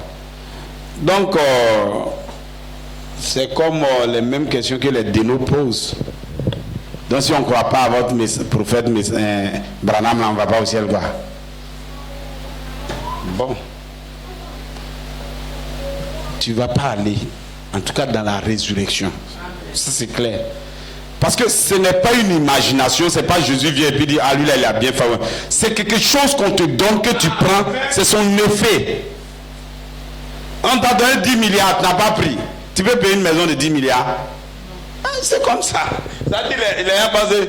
Même si ce jour-là, on dit on veut vendre une maison. Les 10 milliards, tu n'as pas pris, on est en train de vendre la maison de 10 milliards. Même si tu pleures, même si tu cries, ça change. Bon, même si tu es joli, tu fais pitié, et ça change. Bon, les banquiers qui sont là, il y a des gens qui ont pitié, ils n'ont même pas de maison, ils ne doivent pas aller. Mais celui qui veut vendre, il vend, lui il veut prendre son argent, c'est ce qu'il fait. Dieu vient, il sème la sémence de la résurrection. Tu ne la reçois pas, tu ne l'as pas Dieu. Ça veut juste dire que tu n'étais pas prédestiné à y être. Ceux qui sont prédestinés à y être font le travail aujourd'hui. Les 7 tonnerres ont préparé l'épouse. Donc, j'ai pris Matthieu 25. J'ai dit, bon, quand lui il a posé la question, quelqu'un d'autre a encore posé. J'ai dit, prenons Matthieu 25. Les vierges qui sont là, ce sont des croyants. Elle dit oui. Et ça, il causait avec une dame là. Il dit, ce sont des croyants, elle dit oui. Donc, il y avait 10 vierges qui étaient croyants. Croyants à la pure parole même de Dieu. Maintenant, un temps vient, le temps d'assouplissement, c'est ce qu'on est en train de faire. On ne sait pas qu'est-ce qui est dans. Eux, au lieu de se connecter au ministère de l'Esprit, Frère Abraham dit que l'huile qu'ils ont manqué là, c'est le ministère de l'Esprit. Au lieu de se connecter à la voix de l'archange qui est le ministère de l'Esprit, eux, ils sont restés dans la parole simple comme ça. Donc, au fur et à mesure, les lampes s'éteignaient. Votre lampe va s'éteindre quand tu ne reçois pas le messager de l'âge. Au milieu de la nuit, on a crié que le chef est venu. Allez-y maintenant. Et ils voient qu'ils n'ont plus d'huile. Ils vont venir. Mais oui, tu avais dit les écritures sur le mur, on dit quoi? On dit, ah soeur, ça là c'est trop compliqué. C'est pas un truc qu'on te donne en un seul coup comme ça. Si tu veux, va tirer les brochures là pour regarder encore. Au moment où ils sont allés chercher maintenant pour bien comprendre, l'époux est venu. Et puis maintenant, celles qui étaient prêtes. C'est vrai, ils sont faux, ils n'aiment pas Dieu, ils aiment Dieu. Mais c'est les personnes qui sont prêtes, qui sont parties. Plus tard, ils ont crié, ouvre-nous, ouvre-nous. On dit non, attendons-nous, attendez, vous allez nous attendre dans la deuxième résurrection. La tribulation est pour vous, nous allons vous prendre dans la deuxième résurrection. Ceux qui ont leurs travaux qui ne sont pas achevés, ils ont travaillé, ils n'ont pas achevé leur travail, on va les prendre dans la deuxième résurrection. Voilà pourquoi nous ici, on ne veut pas que quelqu'un ait un travail inachevé. Gloire, que Dieu vous bénisse. Vous n'avez pas de questions? Posez des questions, vous n'avez pas de préoccupations? N'importe quelle question, mais il n'y a pas d'écriture sur le mur. Vous êtes des croyants, non? Vous devrez avoir des préoccupations. Oui? Donnez-lui le micro. Et sur le champ, les gens n'ont pas reçu le Saint-Esprit. Après, il a fallu aller attendre à la chambre haute. C'est plus tard que le Saint-Esprit est venu. Ça, Frère Abraham a répondu. Hein, dans les questions-réponses, il a répondu à ça. La personne a posé la question comme ça. Frère Abraham a dit que recevoir le Saint-Esprit, c'était une promesse. Il a soufflé, il a parlé. Recevoir le Saint-Esprit. C'est une promesse. C'est comme nous aujourd'hui. Frère, il nous a dit recevez la résurrection, mais on est obligé de travailler pour recevoir la résurrection. Donc c'est comme ça. Donc c'est une promesse. Il a donné cette promesse, recevez le Saint-Esprit. Maintenant, parce qu'ils croient, et là où on va leur indiquer d'aller attendre, tu vas pas, ils croient, ils vont aller attendre là-bas. Et Frère Abraham dit que Dieu ne vous croise que sur la base de sa promesse. Si quelqu'un se retire de sa promesse, il s'est retiré lui-même. Tu vois, on nous a donné une promesse pour dire que quelqu'un va mourir et revenir. Et puis nous-mêmes, nous ne prenons pas cette promesse, nous reculons. Alors sa manifestation, tu ne la vois plus. C'est tout. C'est comme ça. C'est la même chose. Hein. Qu'il y ait, c'est comme ça Dieu a créé. Que la lumière soit. Mais la lumière n'est pas venue. C'est comme ça. Là, que la lumière soit, il n'y avait rien. Donc si tu étais là, tu as dit Dieu. Tu as dit que la lumière soit, il n'y a rien. Mais que la lumière soit, des années, la lumière fut. Amen. Coleman sortira dans un jeune corps de 21 ans. On dit, mais il n'est pas sorti. Oui. Mais les fils de Dieu, c'est la même chose. Comme c'est Dieu qui a parlé, ça va s'accomplir. Dieu ne vous donne jamais le temps quand ça va s'accomplir. Est-ce que Jésus ne pouvait pas expliquer ça aux disciples? Je vais partir et puis après je vais prendre 7 hommes sur la terre. Vous savez comment ils vont venir? Quand ils vont venir, je vais mettre mon esprit en eux. Pourquoi Jésus n'a pas fait ça? Il pouvait détailler comme ça, il n'a pas fait ça. Quand il a envoyé même à Jean, là, il a envoyé son ange. Lui-même d'abord il est son ange à Jean pour lui révéler ces choses. Mais quand Jean même reçoit, il reçoit sous forme symbole. Il reçoit sous forme, c'est pas correct, c'est pas clair. C'est comme ça. Donc ça va jamais être clair. Et c'est ce que Coleman a dit. Il dit Dieu, pour exercer notre foi, il va faire descendre quelque chose qui n'est pas clair. C'est quand on veut nous-mêmes rendre ça clair que notre foi grossit. C'est comme ça. Et il dit la révélation maintenant, elle vous donne la foi. La foi, c'est une révélation de ce que Dieu a dit.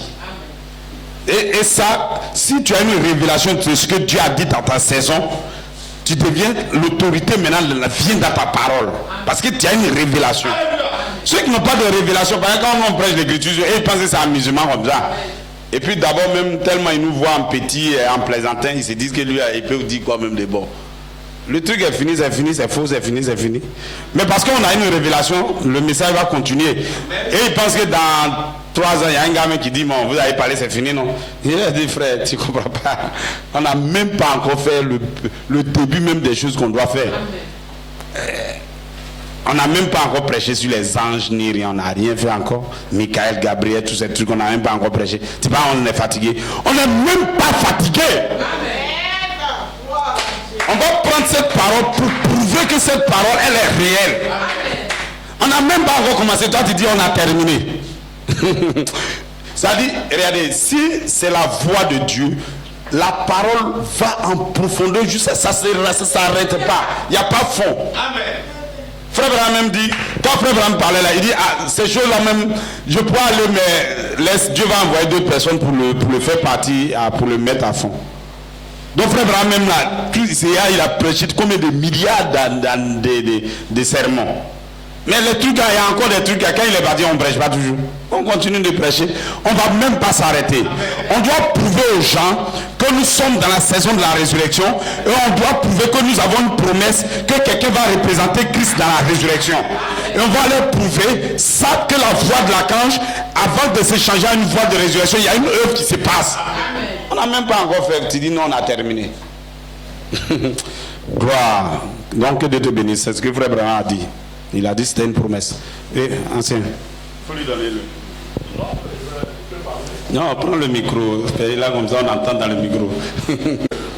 C'était pour m'expliquer quelque chose. D'abord sur l'amour. Parce que quand je prends Matthieu 5, versets 47 et 48, il est écrit: et si vous saluez seulement vos frères, que faites-vous d'extraordinaire? Les païens aussi n'agissent-ils pas de même? C'est ça. Soyez donc parfaits comme votre Père céleste est parfait. Oui. Je voulais savoir, puisque là c'est de l'amour qu'il s'agit. C'est ça. Si aujourd'hui, moi je salue un frère, ou bien je fais ce que un frère me demande, oui. Est-ce que je n'ai pas l'amour? D'accord. Ok. Ok, la question est bien. Il dit même si nous aimons nos frères, il faut qu'on aille au-delà même pour aimer même nos ennemis. Maintenant tu te demandes si toi tu appliques ça, est-ce que tu n'as pas l'amour? C'est ça, c'est ce que tu dis. Bon, moi ce que je veux dire, prenons, ancien, tu vas m'aider. Prends 1 Corinthiens 13.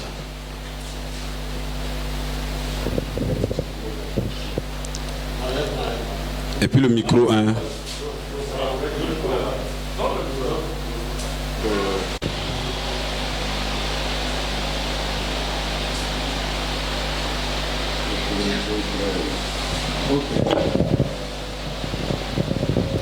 Quand je parlerai les langues des hommes et des anges. Quand je parlerai la langue des hommes et des anges, si je n'ai pas la charité, bon, faut mettre amour. Si je n'ai pas l'amour, je suis un airain qui résonne ou une cymbale qui retentit. Donc, si je n'ai pas l'amour dont tu parles, alors c'est un airain qui résonne. Et quand j'aurai le don de prophétie, la science de tous les mystères. Oui, même si je connais les 7 tonnes, je connais tous ces trucs, la science et toute la connaissance. Oui. Quand j'aurai même la foi, toute la foi, oui, jusqu'à transporter des montagnes. Oui. Si je n'ai pas l'amour, je ne suis rien. Donc, si je n'ai pas l'amour au milieu de tout ça, je suis rien. Oui. Et quand je distribuerai tous mes biens pour la nourriture des pauvres. Oui. Quand je livrerai même mon corps pour être brûlé. Bon, arrête-toi là. Tu as une fois livré ton corps à quelqu'un pour être brûlé. C'est-à-dire que quelqu'un qu'on veut tuer, puis toi tu dis non, attends, tuez-moi à ma place. Tu as une fois fait ça? D'accord.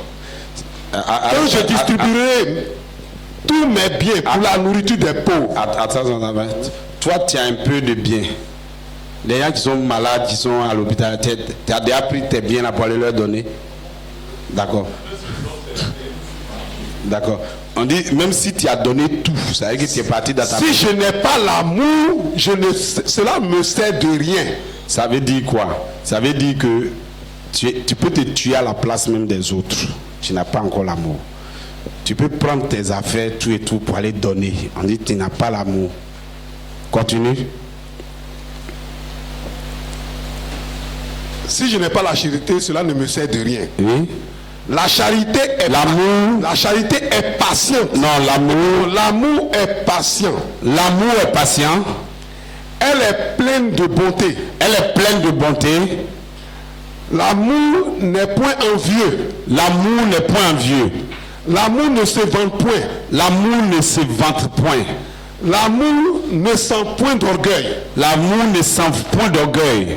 L'amour ne fait rien de malhonnête. L'amour ne fait rien de malhonnête. L'amour ne cherche point son intérêt. L'amour ne cherche pas son intérêt. Quand vous êtes là, c'est pas votre intérêt, vous cherchez. Vous dites, l'amour ne cherche même pas son intérêt. Qu'est-ce qu'elle fait? L'amour ne s'irrite point. L'amour là ne se fâche pas. Et est-ce qu'elle m'a fait? Mais attends, cette fois-ci là, je suis pas d'accord. L'amour ne soupçonne point le mal. Doucement, voilà. L'amour même, tu vois, non, soupçonne pas le mal. Du genre, si elle a fait ça, c'est qu'il y a quelque chose. C'est qu'il y a quelque chose. C'est-à-dire l'amour même là ne pense même pas que la personne va te... Et puis l'amour même, la personne fait, souvent c'est pas que c'est faux. Mais l'amour couvre même une multitude de péchés. C'est-à-dire que la personne fait. C'est même, donc, même soupçonner, il ne soupçonne même pas.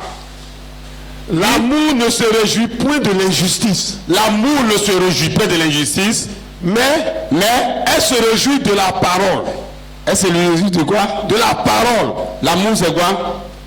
L'amour c'est la parole. Continue. L'amour excuse tout. L'amour excuse tout. L'amour croit tout. L'amour croit tout. Quand la femme espère tout. Sa femme même elle est partie au marché. Elle a dit qu'elle partait se faire les cheveux. Elle est venue à 1h du matin. L'amour dit, ouais c'est vrai, tu es allé faire tes cheveux. C'est ce que l'amour dit. L'amour excuse tout. L'amour excuse tout. L'amour croit tout. L'amour croit tout. L'amour espère tout. Elle espère tout, que la personne va changer. L'amour supporte tout. L'amour maintenant supporte tout. Est-ce qu'on a dit une partie? L'amour ne périt jamais. Maintenant, il faut bien suivre. L'amour là périt jamais. Les prophéties prendront fin. Donc, les prophéties prendront fin. Les langues cesseront. Les langues cesseront. La connaissance disparaîtra. La connaissance disparaîtra. Mais l'amour ne périt jamais. Maintenant, en réalité, il faut bien comprendre. L'amour ne périt jamais. D'accord? Prends 2 Pierre 1 à partir du verset 3. 2 Pierre 3. Oui. 2 Pierre à partir du verset 2 Pierre 2 ou bien 3? C'est pas 2 Pierre 1. 2 Pierre 1. C'est 2 Pierre 3 ou je sais même pas. Ok. Comme sa divine puissance. Ah, d'accord, c'est 2 Pierre. C'est ça. C'est ça, 2 Pierre 1. À partir du verset 3. Oui, c'est ça. Comme sa divine puissance. Il faut bien écouter. Comme sa divine puissance nous a donné tout ce qui contribue à la vie. Donc ça nous a donné tout ce qui va contribuer à la vie. Sa divine puissance nous a donné tout ce qui contribue à la vie et à la piété. Et à la piété, oui. Au moyen de la connaissance de celui qui nous a appelés. Donc c'est au moyen de la connaissance de celui qui nous a appelés. Par sa propre gloire. Donc quand il nous appelle là, c'est pas pour ta gloire, c'est par sa propre gloire. Et par sa vertu. Et par sa vertu. Lesquelles nous assurent de sa part. Lesquelles nous assurent de sa part. Les plus grandes et les plus précieuses promesses. Donc c'est les promesses là que nous nous exposons, que Dieu nous a dit que nous serons immortels. Dieu nous a dit que nous aurons un corps glorifié. C'est ces promesses qui sont grandes, ça n'a rien à voir avec le jeton. Oui, vas-y. Afin que par ces promesses, donc par ces promesses que Dieu nous donne, vous deveniez, on va devenir participants de la nature divine. Donc nous on est censé devenir la nature divine, en fuyant la corruption qui existe dans le monde par la convoitise. Donc la corruption qui existe dans le monde, je vais bien m'habiller, je vais payer voiture, je vais faire... À cause de ces envies que vous avez, alors maintenant vous canalisez votre manière de vivre par rapport à ça. Non. Vous allez changer maintenant votre manière de voir en vous accordant maintenant sur des vraies promesses. Oui. À cause de cela même, donc comme tu dois faire cela même, faites tous vos efforts. Donc, tu as dit tout le temps, on veut l'amour, non? Que tu aies fait l'amour. On va voir comment on atteint cet amour dont Dieu parle. Oui. Faites tous vos efforts. Donc, tu dois faire ton effort pour joindre à la foi. Comme tu dis, tu crois à Jésus, pour joindre à ta foi la vertu. Tu dois ajouter la vertu maintenant.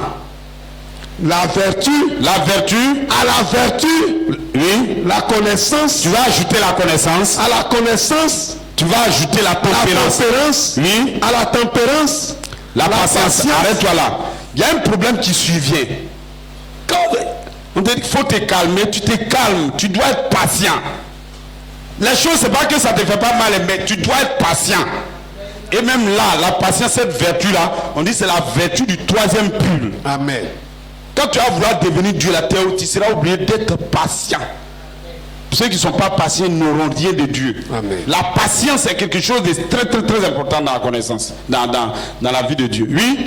À la patience, la piété. La piété. Oui. À la piété, l'affection fraternelle. Mais à l'affection fraternelle, maintenant, ajouter l'amour que tu demandes. Bon, c'est maintenant que tu auras l'amour.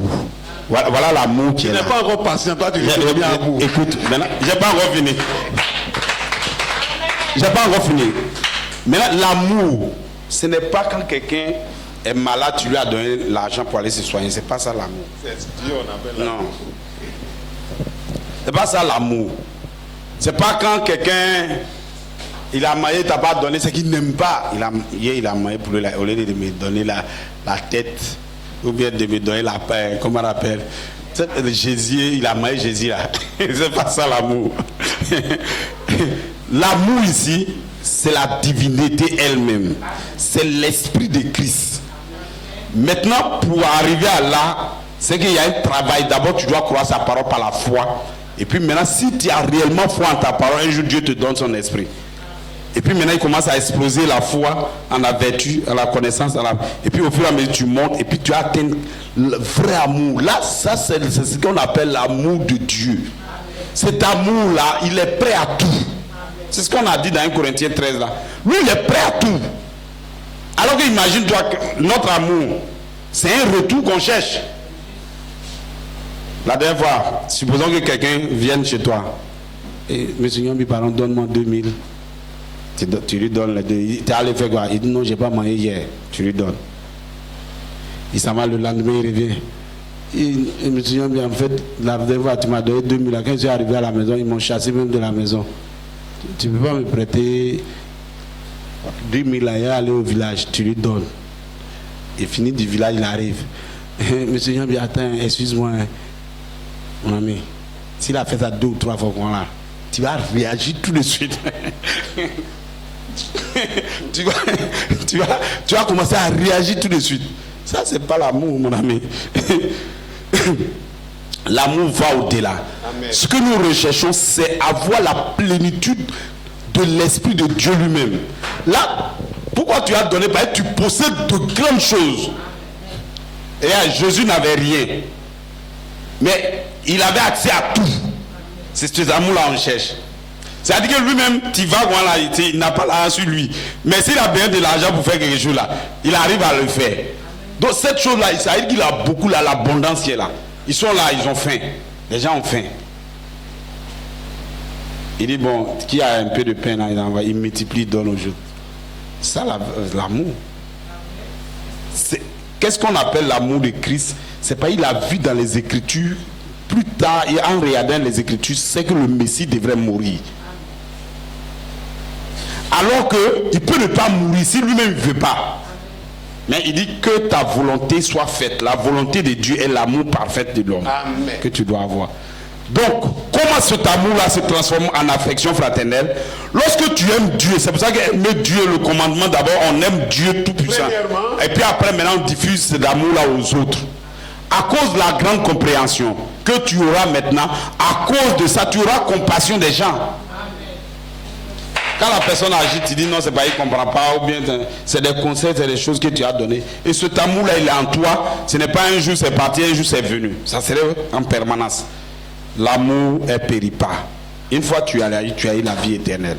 Donc nous, l'amour, c'est pas distribuer les vêtements fatigués. C'est ce que les gars ont appelé la charité à l'église catholique. Mais nous, c'est pas de ça qu'on parle. Donc que Dieu te bénisse. Amen. Oui, il y a quelque chose d'autre. Lui, il a dit, vous pouvez gifler le Fils de l'homme comme ça. Mais après là, si vous continuez avec le Fils de Dieu, vous aurez problème. Lorsque le Saint-Esprit vient qui dit un truc que tu as rejeté là, que tu n'as pas cru, le péché c'est impardonnable, c'est vrai. Ne pas croire à la parole de Dieu, c'est fini.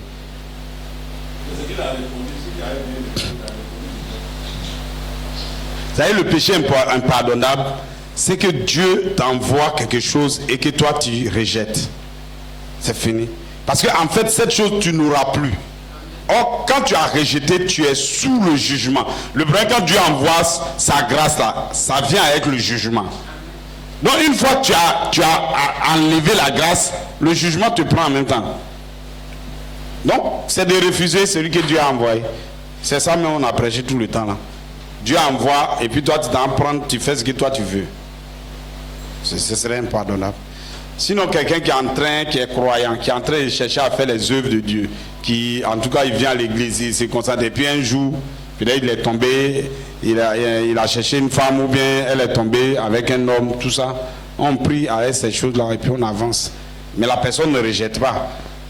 Maintenant si toi, ton cœur n'est pas bon, une fois tu as fait ça que le pasteur a pris là, maintenant tu te fâches toi-même. Quand on te dit qu'il faut te redresser, tu dis, votre église là, mais elle ne vient plus. En réalité, c'est la parole que tu as rejetée comme ça. Tu vois, non? C'est ça que le péché est impardonnable.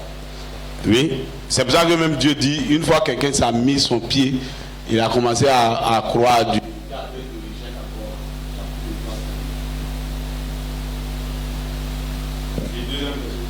C'est une très bonne question. Que Dieu m'aide. Je ne veux pas. C'est une question tellement vaste. Parce que si on veut prêcher même. Dans votre son, on a changé. Gloire. C'est-à-dire que le Saint-Esprit, lorsqu'on prêche, la frère Abraham dit que si tu prêches la parole dans sa plénitude, l'ange du Seigneur est là. Donc normalement, quand nous parlons, quand on dit le Saint-Esprit est ici, le Saint-Esprit est réellement là. Le Saint-Esprit peut te guérir. Le Saint-Esprit peut agir, tu peux avoir mal, il peut te guérir. Le Saint-Esprit est aussi un consolateur. L'ancien Romain a prêché tout ça ici. Hein. Ce que le Saint-Esprit fait pour nous. Il est notre consolateur. Il est celui qui nous guérit. Il est celui qui nous transforme. Il est notre avocat. C'est le Saint-Esprit. Le Saint-Esprit, dans la réalité, c'est l'Esprit de Christ. C'est tout. L'Esprit de Dieu s'appelle le Saint-Esprit. Maintenant, là où il y a problème, c'est que le Saint-Esprit, même dans les dénons, c'est le Saint-Esprit qui agit. Mais Ce dont nous parlons, c'est comment le Saint-Esprit va entrer dans notre âme et demeurer pour construire, pour continuer la marche, tu vois, non? Mais demeurer là c'est différent. Plus le Saint-Esprit n'aime pas là où il y a le désordre, là où il n'est pas sanctifié. Donc lui, il ne peut pas demeurer là. Donc tu es venu, tu étais dans une disposition de prière, tu as reçu quelque chose dans ton cœur, c'est le Saint-Esprit. Il va te renforcer. Mais quand tu sors, que tu fais des choses, il s'en va. Il dit qu'il s'en va, il vient et il s'en va. Frère Abraham, même quand il prêchait, il voyait, il dit, ah, le Saint-Esprit avec toi, la colonne de feu est là. Et fais ça, si tu ne fais pas, il va partir. Mais là où nous on prêche, pour dire que nous sommes dans l'espace du Saint-Esprit, Dieu va préparer notre âme, notre corps, notre esprit, trouver une maison, un temple du Saint-Esprit. Là, le Saint-Esprit demeure pour toujours dedans. Là, quand il est dedans, là, il ne fait plus rien. La Bible dit, celui qui est né de Dieu ne pêche même plus. Parce qu'il est guidé par l'Esprit qui est en lui. Donc, nous cherchons à faire demeurer le Saint-Esprit en nous. Plus nous nous sanctifions, la Bible même dit que sans la sanctification, nous ne verrons Dieu. Si tu n'es pas sanctifié, le Saint-Esprit s'en va. Tu comprends ce que je veux dire? Maintenant, pour recevoir le Saint-Esprit, c'est les mêmes trucs qu'on a prêché. Tu viens à l'église, tu es justifié. Tu dis, tu crois, tu es justifié. Maintenant, après, la parole va te sanctifier. Tu veux toi-même, tu voulais aller avec les garçons partout, la parole dit non. Tu voulais faire ça, on dit non. On dit qu'il faut prier. Le Saint-Esprit cherche à te sanctifier. Tu vois, non, ils vont te nettoyer. Quand on sent que tu es prêt, tu es propre maintenant, le Saint-Esprit descend en toi. Tu ne peux faire ça que lorsque toi-même, quand tu es né, il y a une image de Dieu en toi. Sinon, tu ne vas pas faire. C'est-à-dire qu'on a la pensée de Dieu en nous. Voilà pourquoi nous venons vers la parole. Et c'est parce qu'on a cette pensée que nous croyons à la parole, que la parole maintenant peut nous laver. Voilà, le sacrifice qu'on doit envoyer vers Dieu, là, on doit le laver. Donc maintenant, une fois que tu es lavé, il te donne le Saint-Esprit en petite partie. Et puis maintenant, le Saint-Esprit va grandir en toi, va grandir, va prendre tout ton être. Voilà à peu près ce que je peux dire là-dessus. Sinon, on est obligé d'être sanctifié. Attendez, je vais vous lire quelque chose.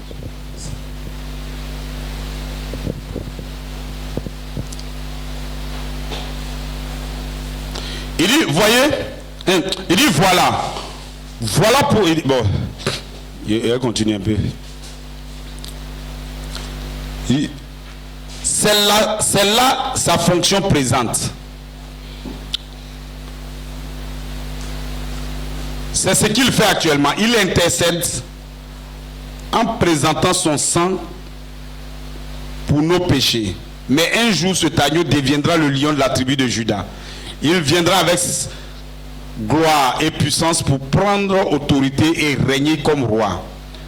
Il est le roi qui viendra régner sur la terre. Évidemment, ceci ne veut pas dire qu'il n'est pas roi maintenant. En effet, il est notre roi, le roi des saints. En ce moment, c'est un royaume spirituel. Celui-ci n'appartient pas au système de ce monde. Tout comme nous ne sommes pas de ce monde. C'est pour cela que nous n'agissons pas comme le monde. Il faut bien écouter, si tu es un chrétien croyant. C'est pour ça que tu n'agis pas comme le monde.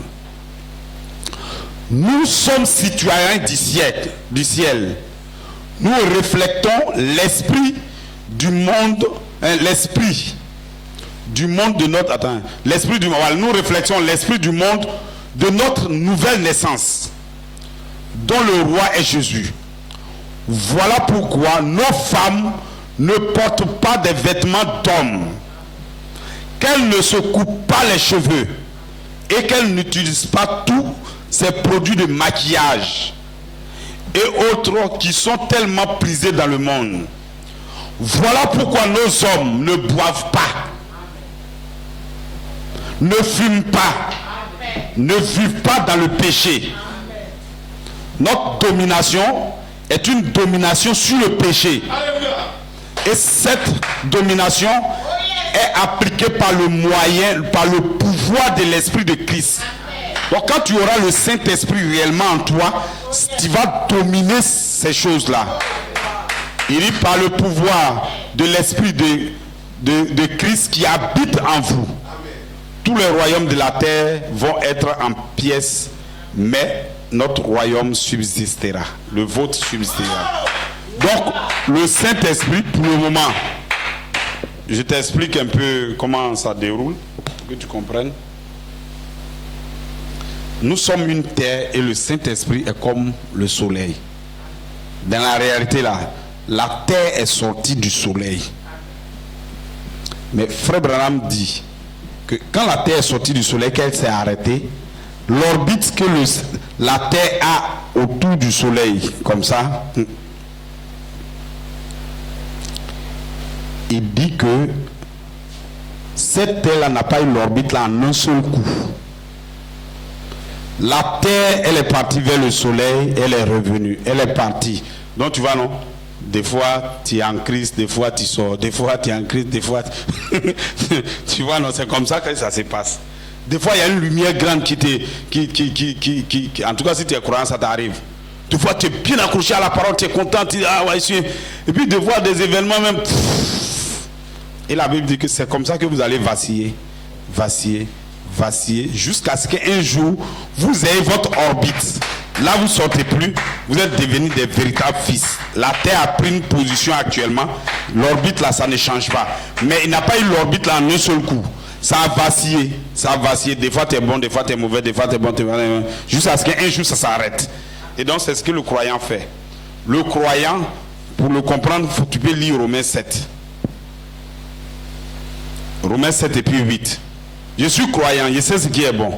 Mais quand je veux faire ce qui est bon, on m'a dit de prier, on m'a dit de venir à l'église, on m'a dit, je vois que c'est bon. Même quand moi je vais m'asseoir, on prie, c'est bon. Mais quand je veux faire le bien qu'on m'a dit, il y a le mal qui est toujours attaché à ma... Et je vois que c'est le mal que je fais. C'est le bien que je veux faire là, c'est pas ça que je fais, mais c'est le mal qui est accroché à moi. Tu vois, non, c'est comme ça. Il dit, je reconnais ce qui est bon, mais il y a une loi qui m'empêche d'y arriver. Mais il dit cette loi-là, quand tu continues, un jour, dans Romains 8 maintenant, il dit gloire soit rendue à Dieu de ce que maintenant l'Esprit de Christ maintenant va m'affranchir de ça. Alors maintenant, tu vis plus selon la chair, tu as la force maintenant pour résister. Donc, avant que l'Esprit demeure en toi, c'est rester totalement dans la présence. Tu vas voir que le temps où tu lis, le temps où tu écoutes, le temps où tu t'approches à Dieu, le temps où tu pries beaucoup, le mal là vient pas. Mais quand tu arrêtes de prier, quand tu arrêtes d'écouter, que tu es dans le monde, tu causes, tu fais des trucs, après maintenant tu rentres dans le monde.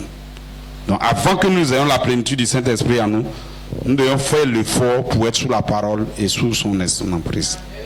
Donc c'est ce que je peux répondre. Gloire. Qui a une autre question sur la parole de la saison? Donc vous comprenez l'écriture sur le mur, tout ça, hein? Ok. Donc, que Dieu vous bénisse, nous allons prier, fermez les yeux. Père Céleste, que ton Saint-Nom soit béni. Je te dis infiniment merci pour cette journée d'aujourd'hui, Seigneur Père. Père Céleste, puisses-tu nous accorder cette grâce imméritée, Père. Père Céleste, c'est toi qui es le Dieu vivant et qui nous a donné cette parole, Père. Nous en parlons pas, ô Père, par notre propre esprit, mais par toi, Seigneur. Puisses-tu remplir chaque frère, chaque soeur, Père, que l'amour, ô Père, s'installe dans nos foyers, Père. Et que, ô Père, tu sois au contrôle de nos foyers. Et que l'esprit du diable soit jeté loin, ô Père, de chacun de nos pères. Ô Seigneur, puisses-tu ouvrir cette voie que nous continuons jusqu'au bout, dans le nom du Seigneur Jésus-Christ. Amen. Gloire.